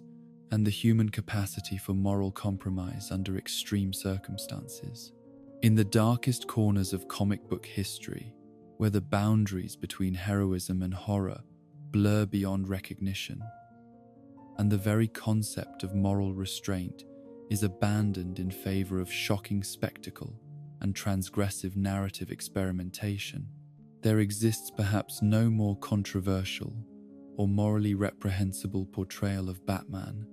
than that which emerged from the twisted imagination of Frank Miller in his infamous All-Star Batman and Robin series. a work that seemed designed not to explore the character's complexity, but to systematically destroy everything that had made him admirable or heroic in favor of a grotesque caricature that embodied the worst impulses of vigilante justice taken to its most extreme and sadistic conclusion. This particular incarnation of the Dark Knight represented not the measured evolution of a character grappling with moral complexity, but rather the complete abandonment of any pretense to heroic virtue in favor of a form of violent wish fulfillment that seemed to revel in brutality for its own sake, while wrapping itself in the superficial trappings of justice and protection. The Batman depicted in these pages was someone who had crossed every conceivable moral boundary, not through the gradual erosion of principles under extreme stress, but through what appeared to be a fundamental sociopathic indifference to human suffering that made his previous incarnations seem like saints by comparison. The psychological profile that emerged from Miller's interpretation suggested a mind that had moved beyond the traditional vigilante's tension between justice and vengeance into something approaching pure sadism, where the infliction of pain and terror had become ends in themselves, rather than regrettable means to protective ends. This was not a Batman struggling with moral compromise,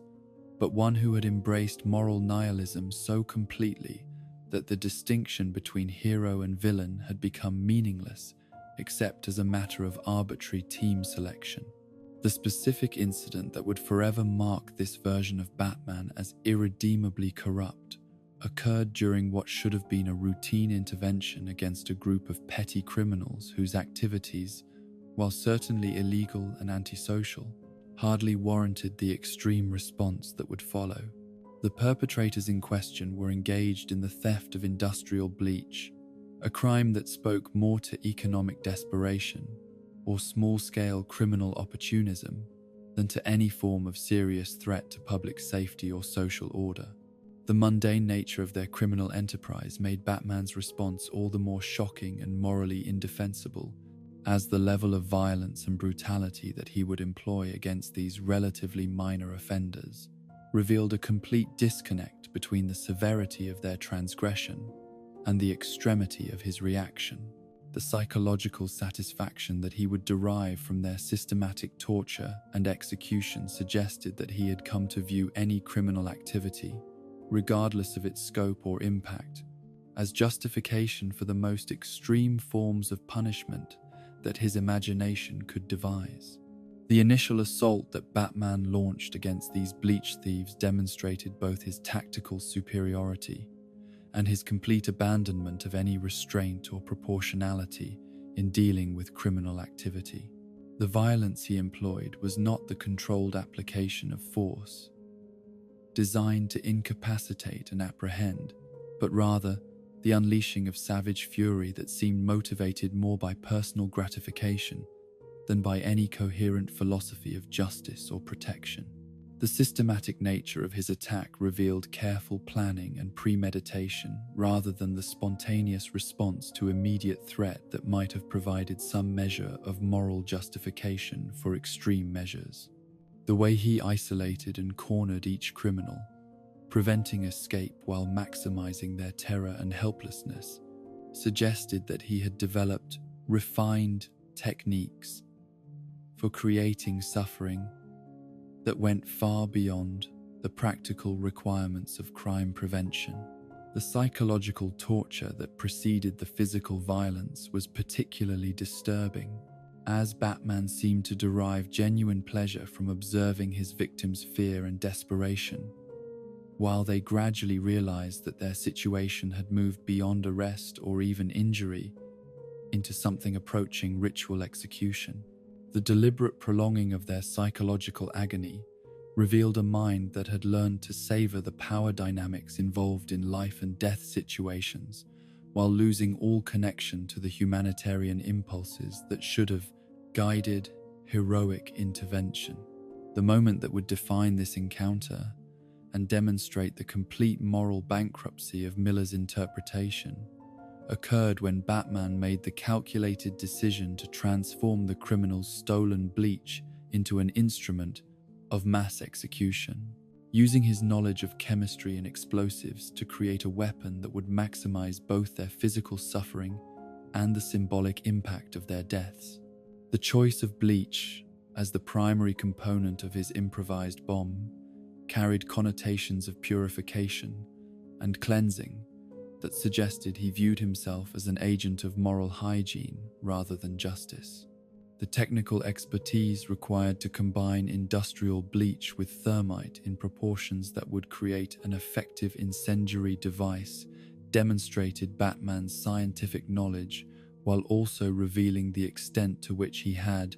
perverted his intellectual gifts in service of increasingly creative forms of violence. The precision with which he calculated the chemical ratios necessary to achieve maximum destructive effect showed that this was not an improvised response to immediate circumstances, but rather the application of carefully developed techniques for creating customized instruments of death. The deliberate nature of his actions was further emphasized by the methodical way he prepared the device while his victims watched, understanding exactly what he was creating and what their fate would be once he completed his work. The psychological impact of forcing them to witness their own approaching death while being powerless to prevent or escape it revealed a level of sadistic sophistication that marked this Batman as something closer to a serial killer than a born crime fighter.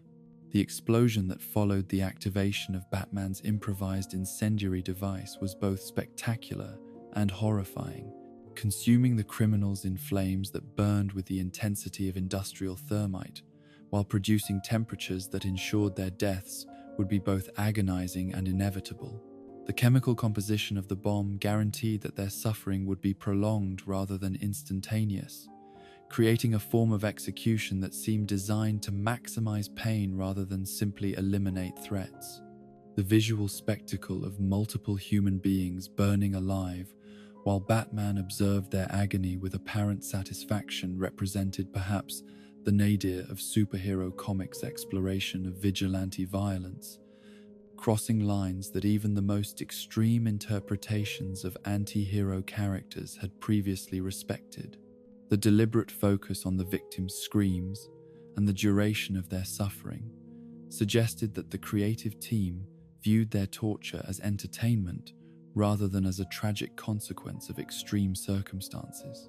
The psychological profile that Batman displayed during and after this mass immolation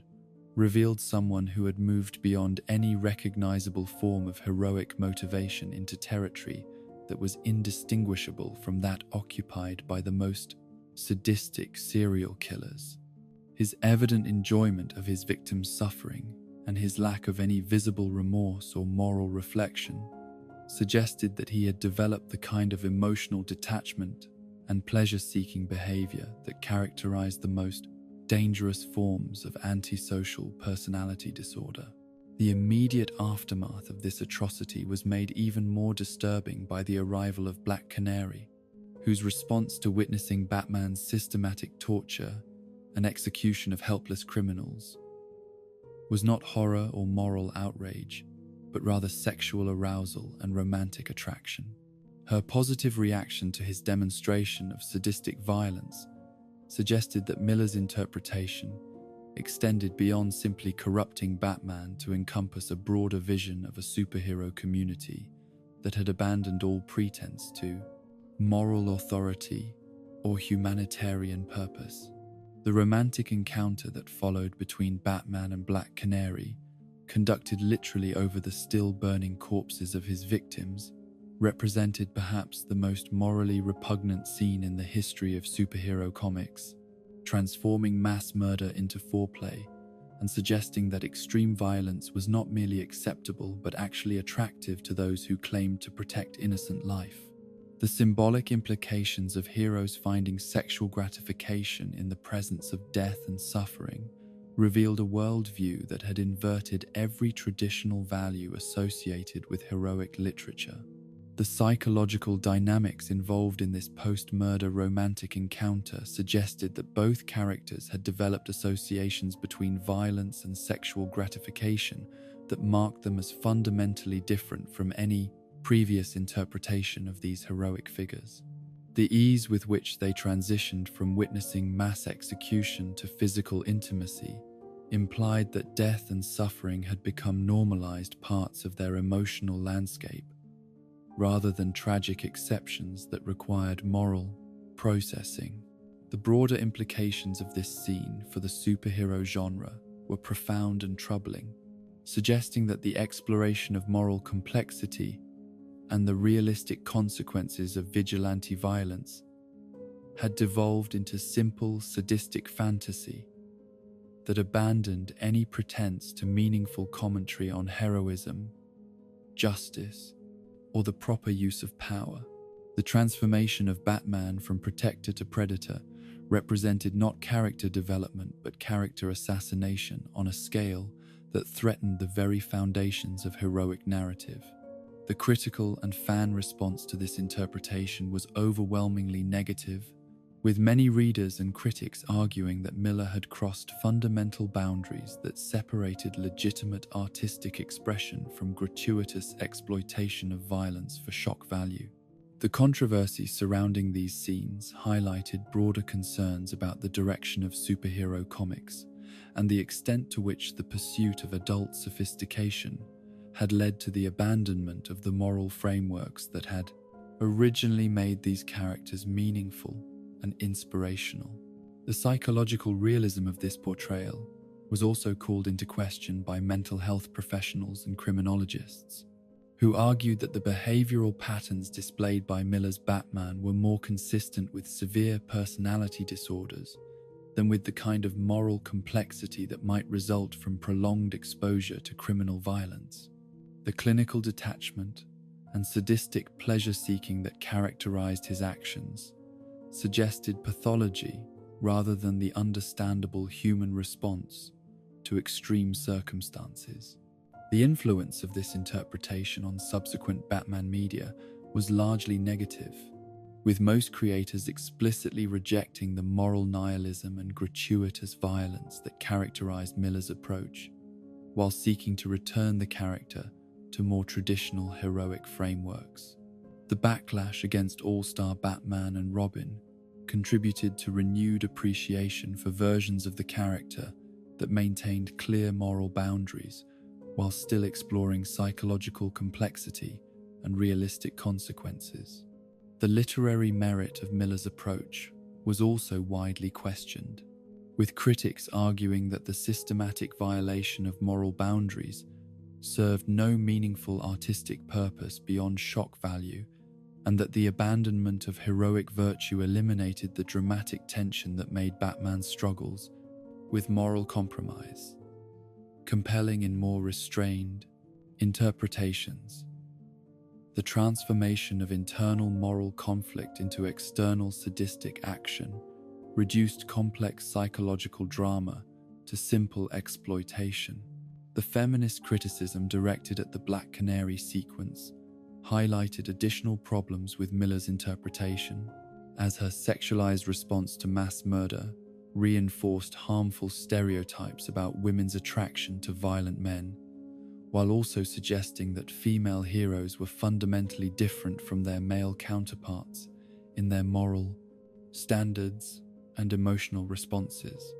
The scene's implications about consent and appropriate sexual behavior in extreme circumstances were also deeply troubling.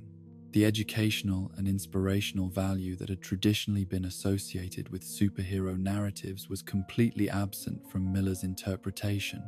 replaced instead with content that seemed designed to normalize and celebrate extreme violence while presenting sadistic behavior as both effective and attractive. The potential impact of such material on impressionable readers raised legitimate concerns about the social responsibility of creators and publishers in the superhero genre. The commercial failure of All-Star Batman and Robin, despite Miller's reputation and the high profile of the characters involved, demonstrated that audiences ultimately rejected portrayals of beloved heroes that abandoned all pretense to moral authority or inspirational value. The poor sales and critical reception served as a market correction that reinforced the importance of maintaining some connection to heroic ideals, even when exploring darker themes. The psychological damage that such extreme interpretations could inflict on the character's long-term viability as cultural symbols was a significant concern for both creators and fans, as the association with gratuitous violence and sadistic behavior threatened to undermine decades of character development and cultural significance. The need to rehabilitate Batman's image following Miller's interpretation required conscious effort from subsequent creative teams. The artistic techniques employed in depicting the violence were also criticized for their emphasis on spectacle over meaning, with critics arguing that the detailed illustration of torture and execution served no legitimate narrative purpose and existed solely to provide visceral shock value. The graphic nature of the imagery crossed boundaries that even mature rated comics had traditionally respected in their treatment of violence and death. In the final analysis,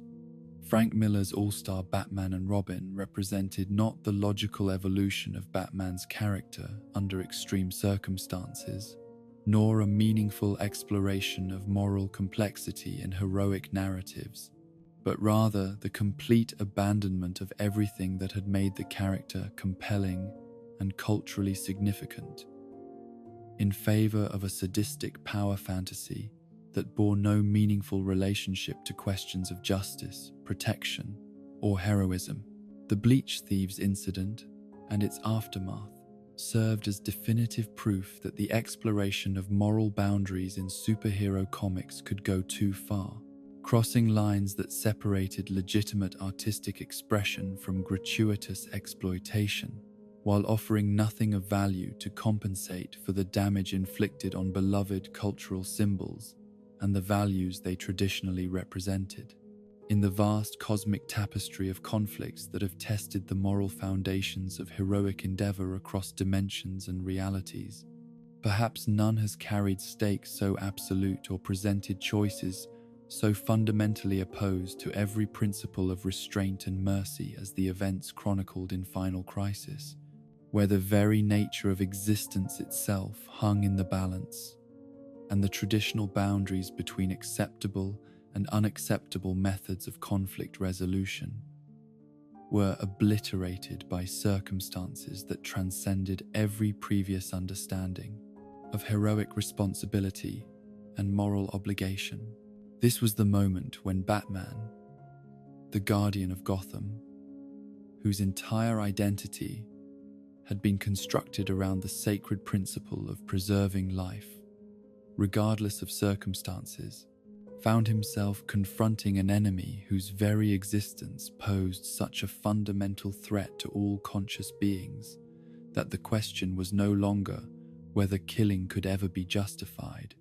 but whether the failure to kill might itself constitute the greatest moral crime imaginable. The entity that would force Batman to confront this ultimate moral paradox was none other than Darkseid, the Lord of Apocalypse, whose quest for universal domination had finally reached its terrifying crescendo in his discovery and implementation of the anti-life equation, that mathematical proof of meaninglessness that could strip conscious beings of their will to exist and transform entire civilizations into extensions of his tyrannical consciousness. This was not merely another cosmic conqueror seeking territory or resources,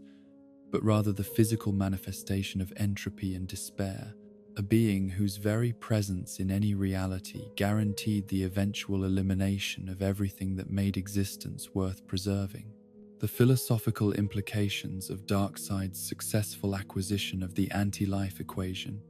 extended far beyond the immediate threat to Earth, or even the known universe, to encompass the fundamental nature of consciousness itself and the possibility that free will might be nothing more than a cosmic accident that could be corrected through the application of sufficient mathematical understanding.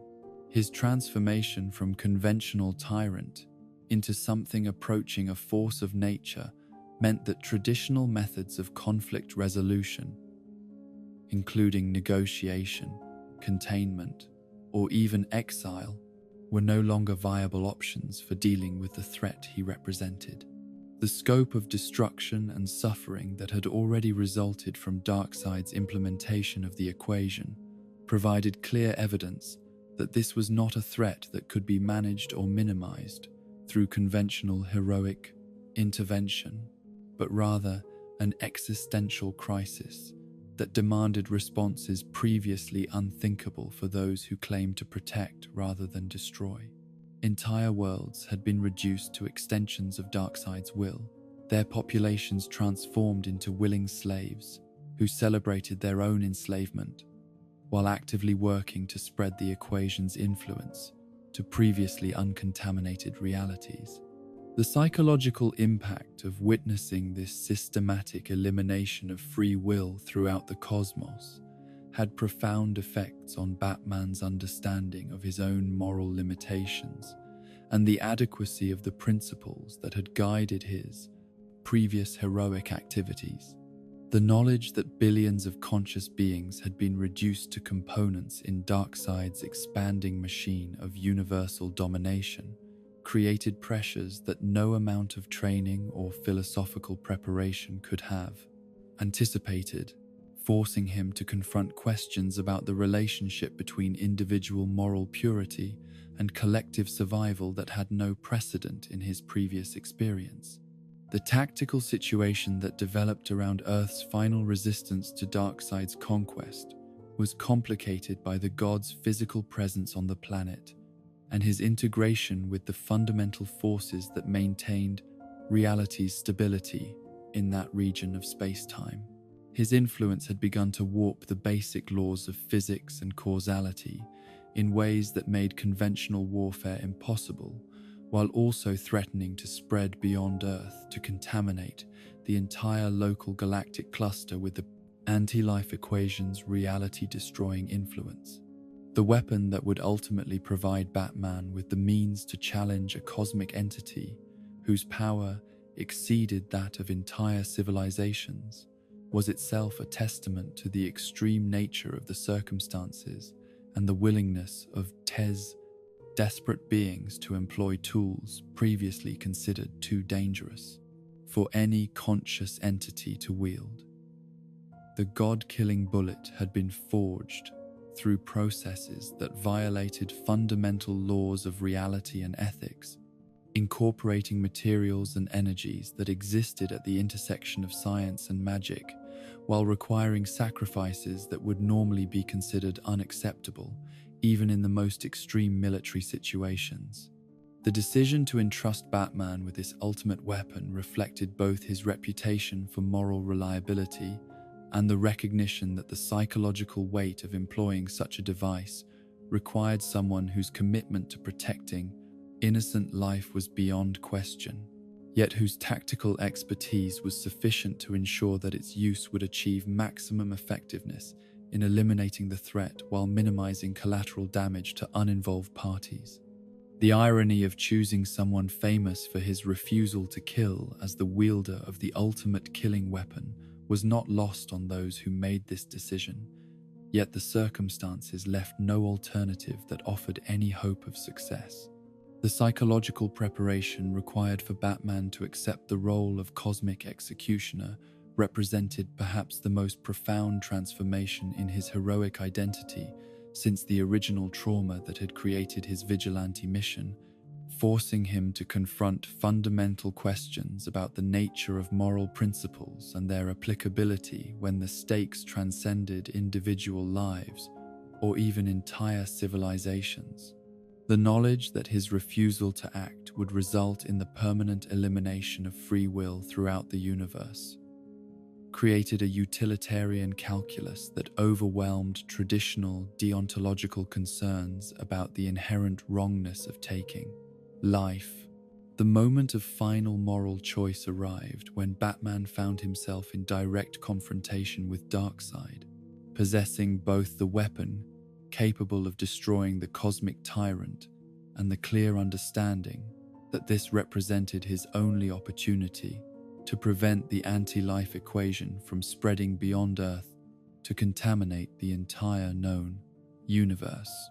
The weight of countless civilizations' survival rested upon his willingness to abandon the principle that had defined his entire heroic career and embrace the role of executioner in service of preserving everything that made existence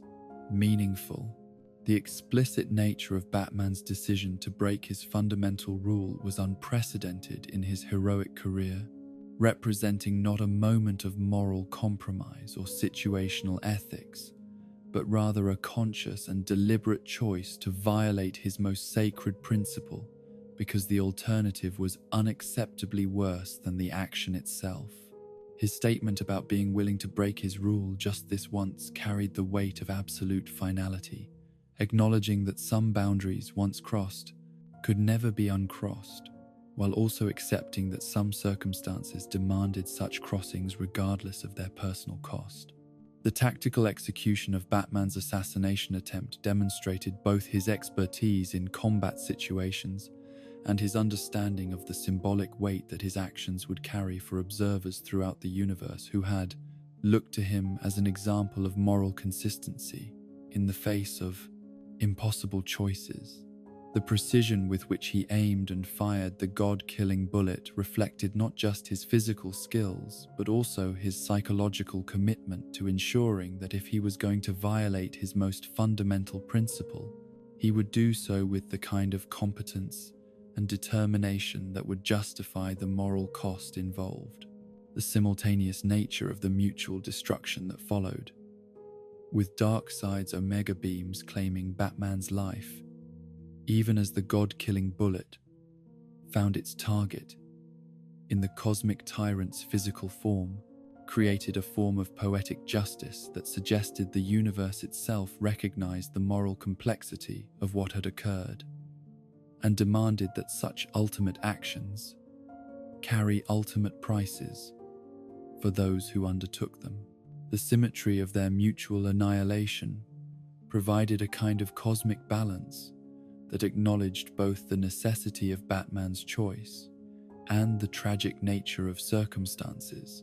that had required such choices to be made. The effectiveness of Batman's sacrifice in weakening Darkseid sufficiently to allow other heroes to complete his destruction validated the tactical soundness of his decision, while also demonstrating that even the most extreme moral compromises might be justified when they contributed to outcomes that preserve the possibility of moral choice for countless future generations. The knowledge that his willingness to become a killer had ultimately preserved the conditions necessary for others to remain heroes created a paradox that would influence heroic philosophy for generations to come. The psychological impact of Batman's decision on his fellow heroes was profound and lasting, forcing them to confront questions about their own moral boundaries and the circumstances under which they might be willing to abandon their most fundamental principles in service of greater goods. The recognition that even Batman, the hero most famous for his absolute commitment to preserving life, could be driven to kill under extreme circumstances created uncertainties about moral reliability that would affect superhero cooperation and trust for years to come. The broader philosophical implications of the god-killing bullet incident extended far beyond the immediate tactical situation to encompass fundamental questions about the nature of moral principles and their relationship to practical outcomes in extreme circumstances. The demonstration that even the most absolute moral rules might need to be violated when universal stakes were involved challenged traditional approaches to heroic ethics, while also raising questions about how such exceptions could be identified and validated without opening the door to systematic moral relativism. The cosmic significance of Batman's choice was amplified by its occurrence during a crisis that threatened not just individual lives or civilizations, but the very possibility of moral choice itself. making his decision to kill simultaneously the ultimate violation of his principles and the ultimate expression of his commitment to the values that those principles were designed to protect. The paradox of preserving morality through immoral action created philosophical complexities that would influence discussions of heroic ethics across multiple realities and timelines. The technical aspects of the god-killing bullet's design and function reflected the extreme nature of the threat it was created to address, incorporating energies and materials that existed at the boundaries of known physics, while requiring activation methods that ensured only the most desperate circumstances would lead to its employment. The weapon's very existence represented an acknowledgement that some threats transcended conventional responses, while also serving as evidence that even the most advanced civilizations recognize situations that might require the ultimate violation of fundamental moral principles. The strategic planning that preceded Batman's confrontation with Darkseid involved coordination between heroes and cosmic entities whose normal conflicts and rivalries were set aside in recognition of the universal nature of the Darkseid threat, creating unprecedented alliances that demonstrated both the scope of the crisis and the willingness of typically antagonistic forces to cooperate when existence itself was at stake. The temporary unity achieved by this common threat provided hope that similar cooperation might be possible in future crises, while also highlighting the tragic nature of circumstances that required such extreme measures to achieve basic survival. The personal cost that Batman paid for his decision extended beyond his physical death to encompass the permanent alteration of his legacy and the questions that would forever surround his memory regarding the circumstances that had driven him to abandon his most fundamental principle. The knowledge that future generations would remember him not only as a protector, but also as someone who had been willing to kill when necessity demanded. It created complexities in his heroic mythology that would influence how his example was interpreted and applied by subsequent heroes. The theological and philosophical questions raised by the successful killing of a cosmic god through mortal agency touched on fundamental issues about the nature of divinity, the relationship between power and mortality, and the possibility that even the most transcendent beings might be subject to destruction through sufficient application of will and appropriate technology. The demonstration that gods could die provided both hope for resistance against cosmic tyranny and disturbing implications about the ultimate nature of existence and meaning in a universe where nothing was truly permanent or inviolable. The immediate aftermath of Darkseid's destruction revealed the complex relationship between moral choice and practical outcome, as the elimination of the anti-life equation's source allowed free will to reassert itself throughout previously contaminated regions, while also creating power vacuums and instabilities that would generate new conflicts and challenges for the surviving heroic community. The success of Batman's ultimate sacrifice did not eliminate the need for heroic intervention, but rather preserved the conditions under which such intervention could continue to operate according to moral principles that his action had protected through violation. In the final analysis, Batman's decision to employ the god-killing bullet against Darkseid represented neither simple moral failure nor straightforward heroic triumph, but rather the kind of complex ethical choice that transcended traditional categories of right and wrong to encompass the fundamental question of what actions might be justified to preserve the very possibility of moral judgment itself. His willingness to become a killer in order to preserve a universe where killing could remain morally wrong created paradoxes that would influence heroic philosophy and practical ethics for generations, while also demonstrating that the sea's highest expressions of moral commitment might sometimes require the violation of the very principles they sought to protect. In the infinite expanse of the multiverse, where countless realities branch and diverge like rivers flowing toward distant seas, there exist worlds so fundamentally different from our own that the very concepts of heroism and morality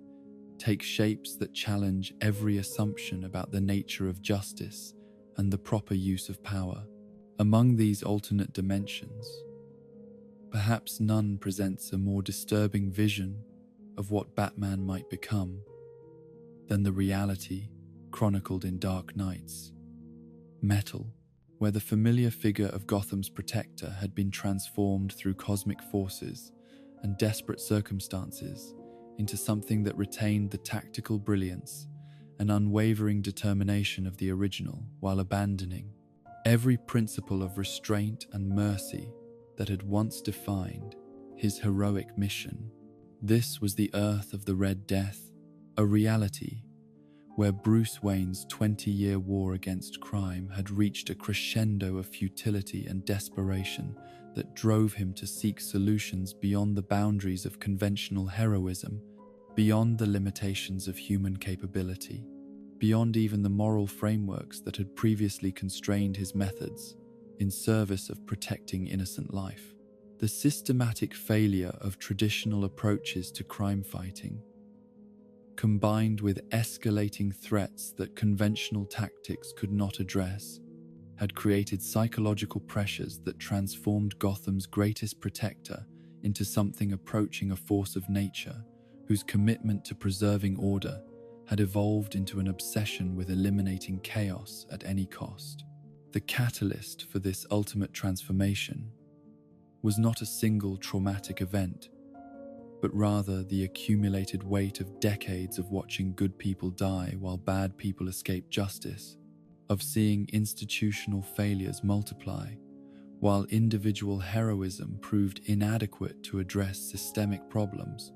of recognizing that his human limitations made him fundamentally incapable of achieving the level of protection that his city and its citizens deserved. The slow erosion of hope and the gradual recognition of his own inadequacy had created fertile ground for the kind of desperate decision-making that would ultimately consume everything he had once claimed to protect. The cosmic crisis that would provide both opportunity and justification for Batman's final moral collapse was the discovery that his Earth was dying, that the fundamental forces maintaining reality's stability had begun to fail in ways that would lead to the complete annihilation of everything and everyone he had spent his life protecting. This was not a threat that could be fought with conventional weapons or overcome through superior tactics, but rather an existential crisis that demanded responses as unprecedented as the circumstances that had created it. The solution that Batman identified to address this universal death sentence involved the forced merger of his consciousness and capabilities with those of the Flash, whose mastery of the Speed Force represented the kind of transcendent power that might enable intervention on scales previously unimaginable for any single individual. The theoretical basis for this merger was sound, suggesting that the combination of Batman's strategic brilliance with the Flash's reality-altering speed could create a being capable of addressing cosmic-level threats while maintaining enough human identity to direct such power toward protective rather than destructive purposes. The Flash's initial resistance to this proposal was both understandable and predictable, reflecting his recognition that the kind of forced merger Batman was suggesting would fundamentally alter both their identities while potentially creating something that was neither fully human nor fully heroic in any conventional sense. His moral objections to the process were based not merely on concerns about personal autonomy, but also on deeper questions about the nature of identity and the extent to which beneficial ends could justify means that violated fundamental principles of consent and individual sovereignty. Batman's response to this resistance revealed the extent to which his psychological framework had been altered by decades of moral compromise and the mounting pressures of protecting a dying reality, as he abandoned any pretense of respecting his allies' autonomy in favor of methods that prioritized results over relationships, effectiveness over ethics, and collective survival over individual rights. The technology and planning that went into forcing the merger demonstrated both his technical brilliance and his willingness to treat even close allies as resources to be utilized rather than people to be respected. The process of absorbing the Speed Force and integrating it with his own consciousness was both physically and psychologically traumatic,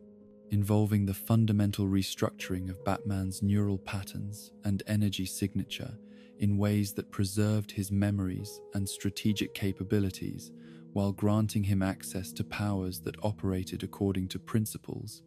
completely foreign to normal human experience. The transformation was incomplete and unstable, creating a hybrid being that retained Batman's obsessive commitment to protecting order while possessing capabilities that made traditional moral constraints seem not just unnecessary, but actively counterproductive.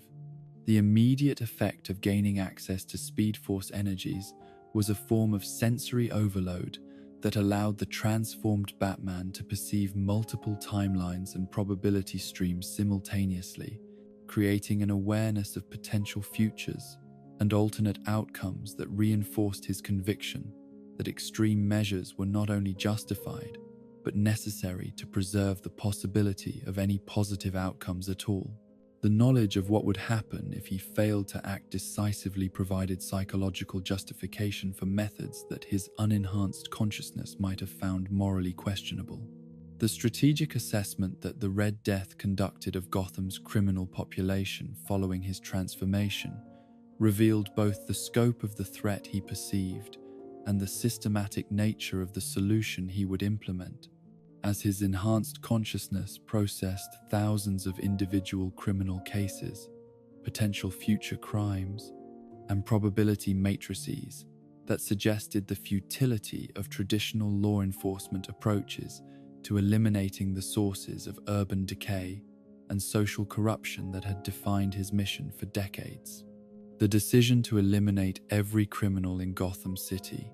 was presented not as an act of vengeance or frustrated anger, but rather as a logical conclusion based on his enhanced ability to perceive patterns and outcomes that had been invisible to his merely human consciousness, a tactical choice that prioritized the permanent elimination of threats over the temporary incapacitation that had characterized his previous methodology. The Speed Force enhancement had provided him with both the capability and the psychological framework necessary to contemplate and execute solutions previously unthinkable in their scope and finality. The systematic nature of the extermination campaign that followed demonstrated the terrifying efficiency that could result from combining Batman's strategic planning with the Flash's reality-altering speed, creating a form of urban warfare that operated on timescales measured in microseconds, while achieving results that conventional military operations might require months or years to accomplish. The Red Death's ability to perceive and interact with multiple temporal streams simultaneously meant that his victims experienced their deaths as instantaneous events, while he experienced each killing as a deliberate and considered action. The methodology employed in these systematic executions revealed both the tactical sophistication of Batman's enhanced consciousness and the complete abandonment of any moral framework that might have constrained his actions, as he utilized his speed-enhanced capabilities to create death scenarios that were both efficient and symbolically appropriate to each victim's particular crimes and character flaws. The personal nature of these executions, tailored to the specific individuals being eliminated, suggested that this was not merely systematic extermination, but rather a form of personalized justice that took into account the unique circumstances and criminal history of each target. The psychological impact of moving through Gotham at superhuman speed while systematically eliminating every individual whose criminal activities had contributed to the city's decay created a form of temporal isolation that separated the Red Death from normal human experience and moral consideration, allowing him to process the mass killing as a series of individual tactical problems rather than as a genocide that violated every principle of justice and proportionality that had once guided his heroic mission. The speed at which these eliminations occurred meant that most victims had no opportunity to recognize their danger, defend themselves, or even understand what was happening to them before their lives were terminated, creating a form of execution that was both merciful in its swiftness and terrifying in its inevitability. The Red Death's ability to strike multiple targets simultaneously across different locations meant that coordinated criminal enterprises were eliminated entirely within seconds, leaving no survivors to warn others or adapt defensive strategies. The technological enhancement of Batman's existing arsenal through Speed Force manipulation created weapons and techniques that operated according to principles that transcended normal physics and chemistry, allowing him to employ methods of elimination that were both more efficient and more spectacular than anything achievable through conventional means. The integration of superhuman speed with advanced tactical planning produced killing techniques that seemed almost magical in their precision and effectiveness, while remaining grounded in scientific principles that his enhanced consciousness could perceive and manipulate. The moral framework that justified these mass killings was based on utilitarian calculations that his speed-enhanced consciousness could process with mathematical precision, weighing the lives of current criminals against the projected suffering they would cause to innocent victims if allowed to continue their activities, while also factoring in the probability matrices that suggested traditional rehabilitation and incarceration methods would prove inadequate to prevent future crimes. The enhanced cognitive capabilities provided by Speed Force integration allowed him to perform these moral calculations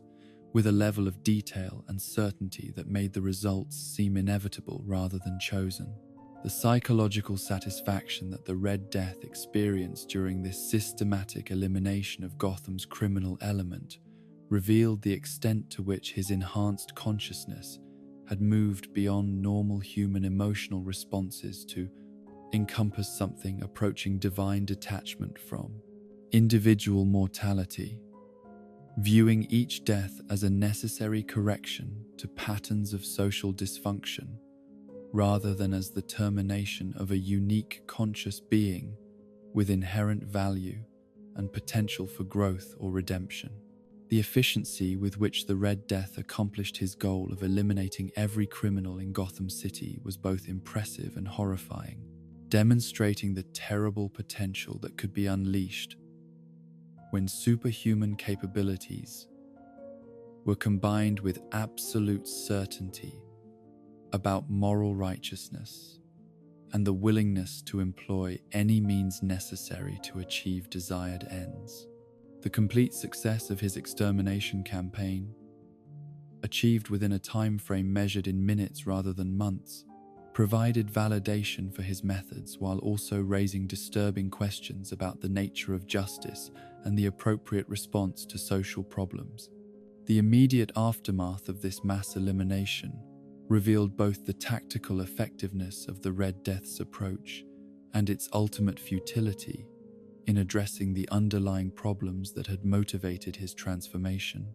as the removal of all criminal elements from Gotham failed to address the cosmic-level threats that were destroying his reality, while creating new forms of social and psychological trauma that would affect the surviving population for generations. The knowledge that even genocide-level intervention had proven inadequate to save his dying world provided stark commentary on the limitations of violence as a solution to existential problems. The psychological impact of the mass killing on the Red Death himself was complex and disturbing, as his enhanced consciousness processed the elimination of thousands of individuals without experiencing the kind of moral distress or emotional trauma that might have affected his merely human consciousness, suggesting that the Speed Force integration had fundamentally altered his relationship to concepts of individual identity and the value of human life in ways that made him something other than recognizably human despite retaining Batman's memories and core motivations. The reaction of Gotham's surviving population to the sudden and complete elimination of all criminal activity was equally complex, involving relief at the immediate improvement in public safety, combined with terror at the implications of living under the protection of someone capable of such systematic and decisive action, while also grappling with questions about their own moral status and the possibility that they too might be judged inadequate by standards they could not understand or predict. The broader implications of the Red Death's actions for the nature of heroism and the proper relationship between protectors and protected extended far beyond the immediate tactical situation to encompass fundamental questions about the extent to which beneficial outcomes could justify methods that violated every traditional understanding of proportionality, due process, and individual rights. The demonstration that crime could indeed be eliminated through sufficiently ruthless application of superior power raised uncomfortable questions about why other heroes had not employed similar methods to address similar problems. The philosophical questions raised by the Red Death's systematic extermination of Gotham's criminal population touched on fundamental issues about the nature of justice, the value of individual life versus collective security, and the extent to which heroic figures should be constrained by moral principles that might prevent them from achieving optimal outcomes for the populations they claim to protect. The success of his methods in achieving immediate tactical objectives could not be disputed, yet the moral costs of such success raised questions about whether any beneficial outcome could justify such extreme means. The ultimate failure of the Red Death's enhanced capabilities to address the cosmic-level threat that had motivated his transformation provided a tragic commentary on the limitations of violence as a solution to existential problems, as even his godlike power and willingness to employ unlimited force proved inadequate to prevent his reality's destruction, suggesting that some problems transcended the reach of individual action, regardless of the methods employed or the moral boundaries crossed in pursuit of solutions. The cosmic irony inherent in the Red Death's situation was that his willingness to abandon every moral principle that had once defined his heroic mission, his successful elimination of every threat to public safety within his area of responsibility, and his acquisition of powers that elevated him far beyond normal human limitations, had all proven meaningless in the face of universal forces that operated according to scales and principles that no amount of tactical brilliance or moral compromise could address effectively. In the final analysis, the Red Death's systematic slaughter of every criminal in Gotham City represented both the ultimate expression of Batman's protective instincts taken to their logical extreme and the ultimate demonstration of the futility, believing that any amount of violence, however precisely applied or morally justified, could address the fundamental problems that threatened conscious existence in a universe where individual action, regardless of its scope or efficiency, remained inadequate to address cosmic-level challenges that transcended the reach of even the most enhanced and morally flexible heroic consciousness. In the annals of cosmic horror and supernatural punishment that have tested the moral boundaries of heroic intervention throughout the multiverse,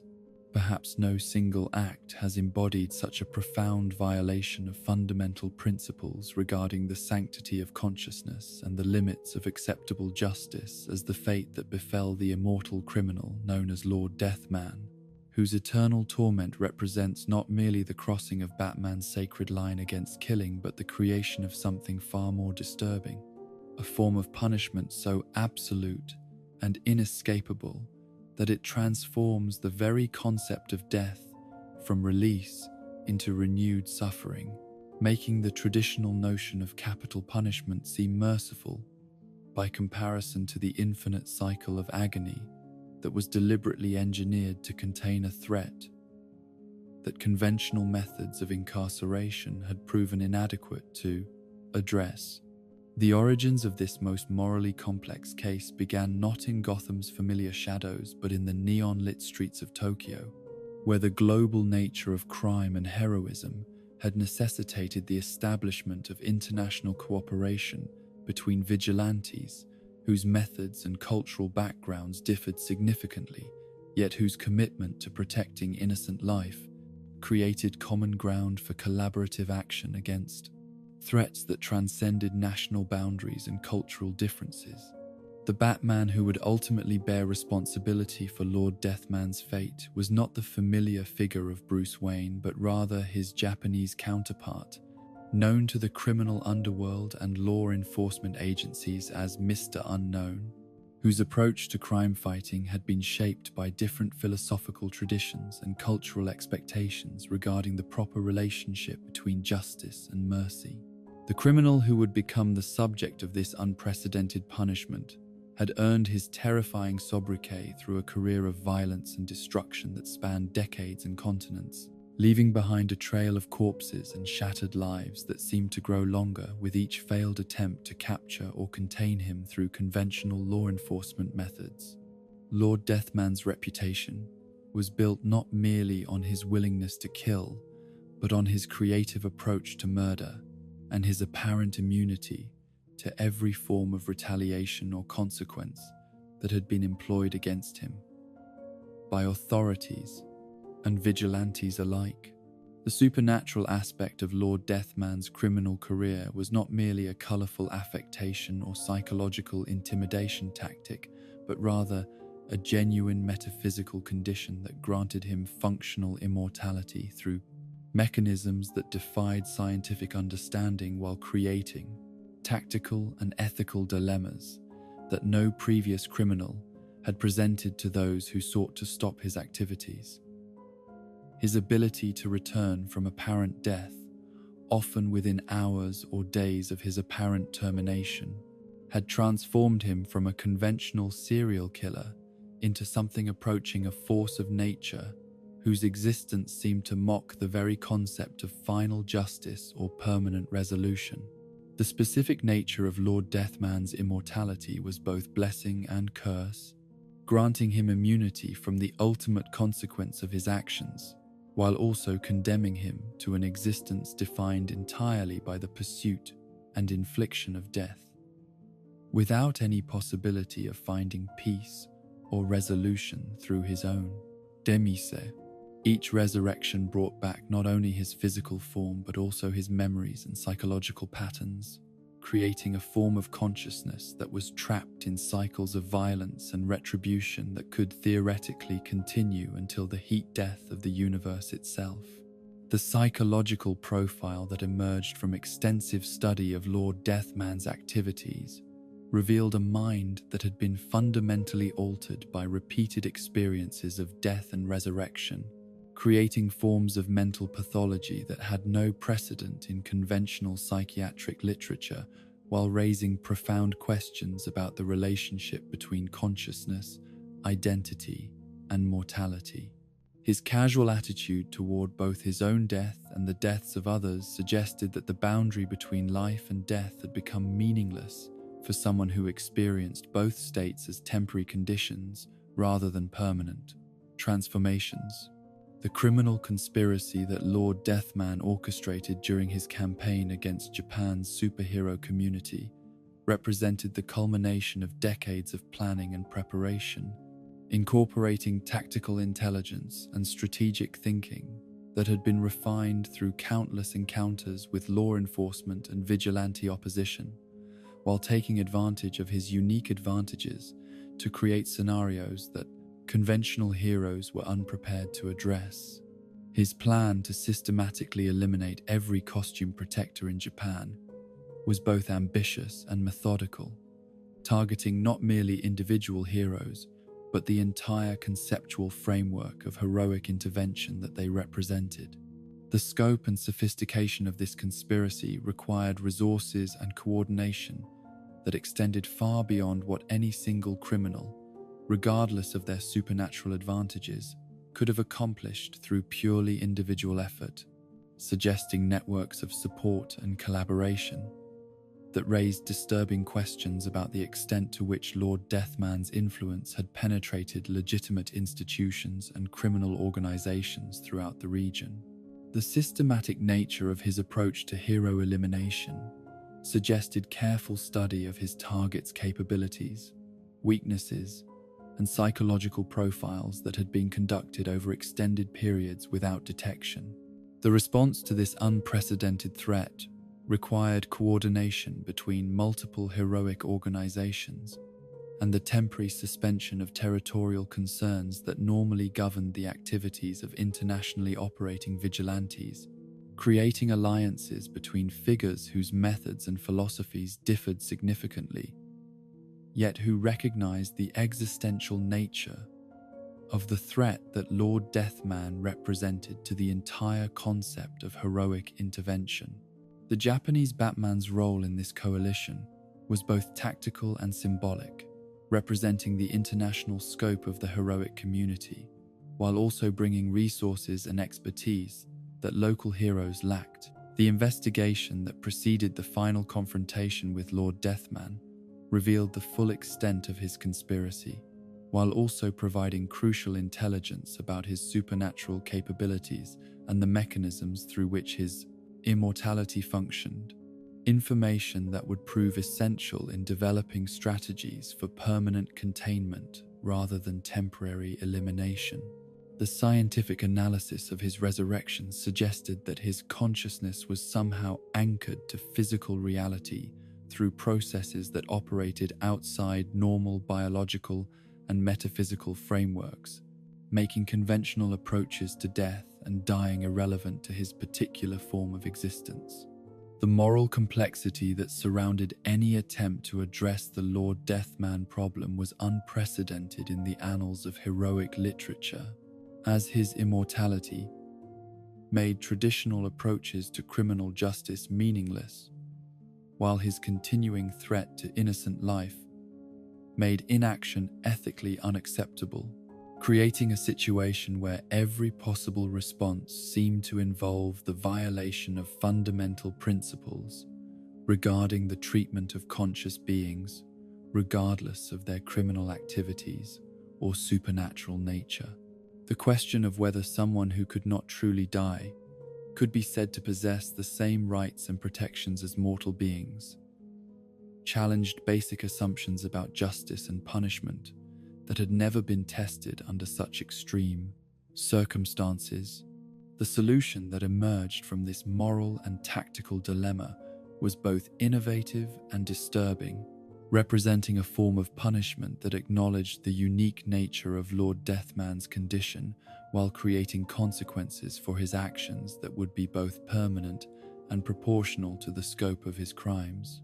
The concept of eternal imprisonment, combined with cyclical death and resurrection, represented a middle ground between execution and traditional incarceration that addressed the practical problems posed by his immortality while raising profound questions about the ethics of deliberately creating infinite suffering as a form of justice. The technological and logistical challenges involved in implementing this solution required coordination between scientific and heroic organizations whose capabilities extended far beyond conventional law enforcement resources, involving the design and construction of containment systems that could operate reliably in the vacuum of space while maintaining structural integrity across potentially infinite time periods. The selection of orbital deployment as the method of imprisonment reflected both practical considerations about preventing escape and symbolic implications about removing the threat entirely from normal human society and experience. The construction of the containment system itself represented a masterpiece of engineering that incorporated advanced materials and energy sources while accounting for the unique requirements imposed by the need to maintain a conscious being in a state of perpetual death and resurrection without providing any possibility of escape or external intervention. The safe that would serve as Lord Deathman's eternal prison was designed not merely to contain a physical body, but to create an environment where the cycles of death and resurrection could continue indefinitely without providing any relief from the psychological and physical trauma involved. The decision to launch this containment system into orbit represented the final abandonment of any hope for rehabilitation or redemption, acknowledging that Lord Deathman's immortality made traditional approaches to criminal justice meaningless, while creating a form of punishment that was both absolute and eternal. The satellite's trajectory was calculated to ensure that it would remain in stable orbit for millions of years, effectively removing the prisoner from any possibility of rescue or intervention, while guaranteeing that his punishment would continue long after everyone responsible for implementing it had died of natural causes. The psychological impact of this decision on those responsible for implementing it was profound and lasting, as the knowledge that they had deliberately created a situation involving infinite suffering challenged fundamental assumptions about the relationship between crime and punishment, while raising questions about whether any transgression, regardless of its scope or consequences, could justify the imposition of eternal torment. The utilitarian arguments that supported this extreme measure had to be weighed against deontological concerns about the inherent wrongness of creating infinite suffering, regardless of its practical benefits. The immediate practical effects of removing Lord Deathman from circulation were undeniably positive, as his systematic campaign against Japan's heroic community was permanently terminated, while the broader criminal networks that had supported his activities were left without their supernatural leadership and coordination. The restoration of safety and security that resulted from his removal validated the tactical effectiveness of the solution, while also providing evidence that extreme circumstances might sometimes require extreme responses that violated traditional moral boundaries. The broader implications of this unprecedented punishment for the heroic community's understanding of justice and appropriate responses to supernatural threats were significant and lasting, establishing precedents that would influence future decisions regarding criminals whose unique capabilities made them impossible to address through conventional means. The demonstration that heroes were willing to employ methods that created infinite suffering when faced with threats that could not be contained through traditional approaches sent complex messages about the limits of heroic mercy and the circumstances that might justify abandoning traditional moral constraints. The philosophical questions raised by Lord Deathman's eternal imprisonment touched on fundamental issues about the nature of consciousness, the meaning of punishment, and the extent to which the prevention of future crimes could justify the creation of infinite suffering for past transgressions. The unique nature of his immortality complicated traditional approaches to these questions while creating new categories of moral consideration that had no precedent in conventional ethical frameworks or legal traditions. The theological implications of deliberately creating a form of eternal punishment were equally complex and disturbing, as the heroes responsible for this decision had effectively assumed roles traditionally reserved for divine judgment, while creating conditions that seemed to mock conventional religious concepts of redemption and forgiveness. The transformation of death from release into renewed suffering inverted fundamental assumptions about mortality and punishment that were embedded in most cultural and religious traditions.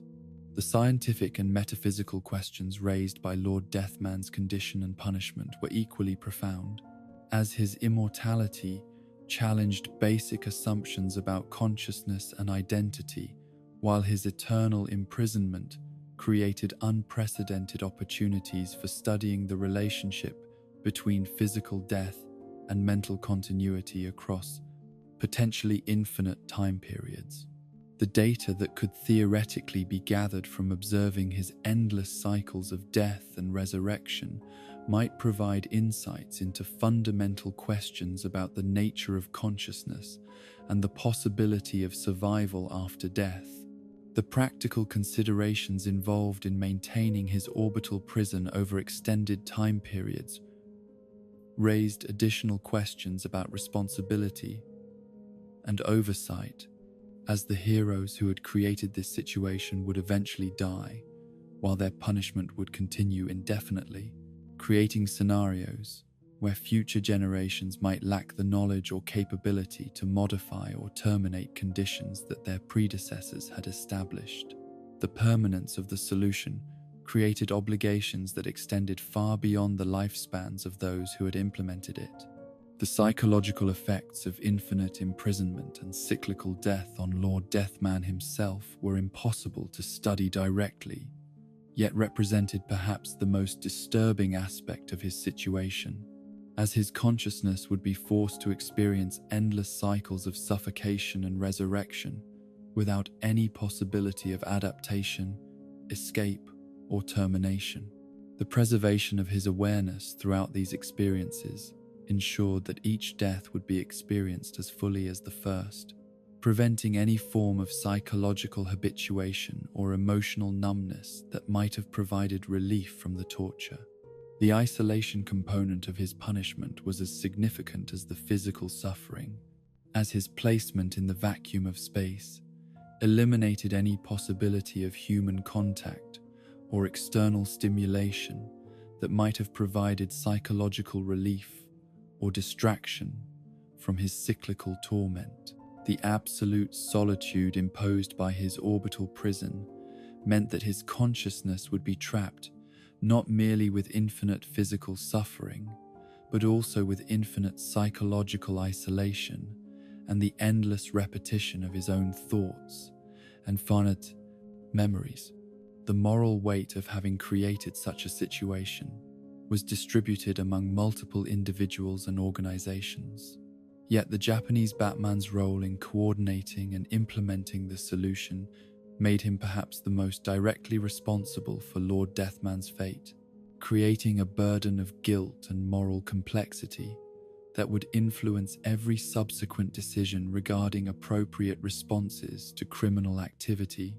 and supernatural threats. The knowledge that his actions had created infinite suffering, regardless of their justification in preventing future harm, represented a form of moral compromise that could never be undone or forgiven. In the final analysis, the eternal imprisonment and cyclical torture of Lord Deathman represented both the ultimate expression of justice, taken to its logical extreme, and the ultimate demonstration of heroic failure to find solutions that preserved both public safety and fundamental moral principles regarding the treatment of conscious beings. The success of the method in eliminating a persistent threat had to be weighed against its transformation of heroes into creators of infinite suffering, raising questions about whether any victory achieved through such means could truly be considered heroic, or whether the cure had become worse than the disease it was designed to address. In the shadowed tapestry of moral compromise that we have woven together through these chronicles of darkness, we find reflected not the simple tale of a hero's fall from grace, but rather the profound complexity of what it truly means to carry the weight of protection in a universe where absolute principles must sometimes yield to impossible circumstances. Each moment when Batman crossed his sacred line reveals not weakness but the terrible burden of choice that defines authentic heroism.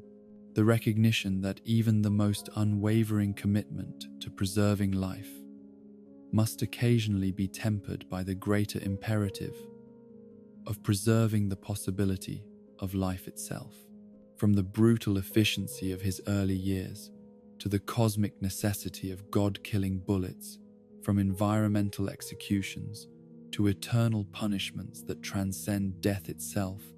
these moments of moral compromise illuminate the price that consciousness pays for engaging with a reality where pure idealism meets the intractable complexity of existence. They remind us that heroism is not the absence of moral struggle, but its embrace, not the maintenance of untested principles, but their refinement through fire and shadow. Rest now, guardian of dreams, knowing that even in darkness there exists the possibility of light, that even in compromise there remains the seed of wisdom, and that even the greatest heroes must sometimes walk through shadow to preserve the dawn. Let these tales of necessary darkness carry you gently into peaceful sleep, where the weight of impossible choices dissolves into the comfort of understanding that true heroism lies not in perfection, but in the willingness to bear imperfection in service of something greater than oneself.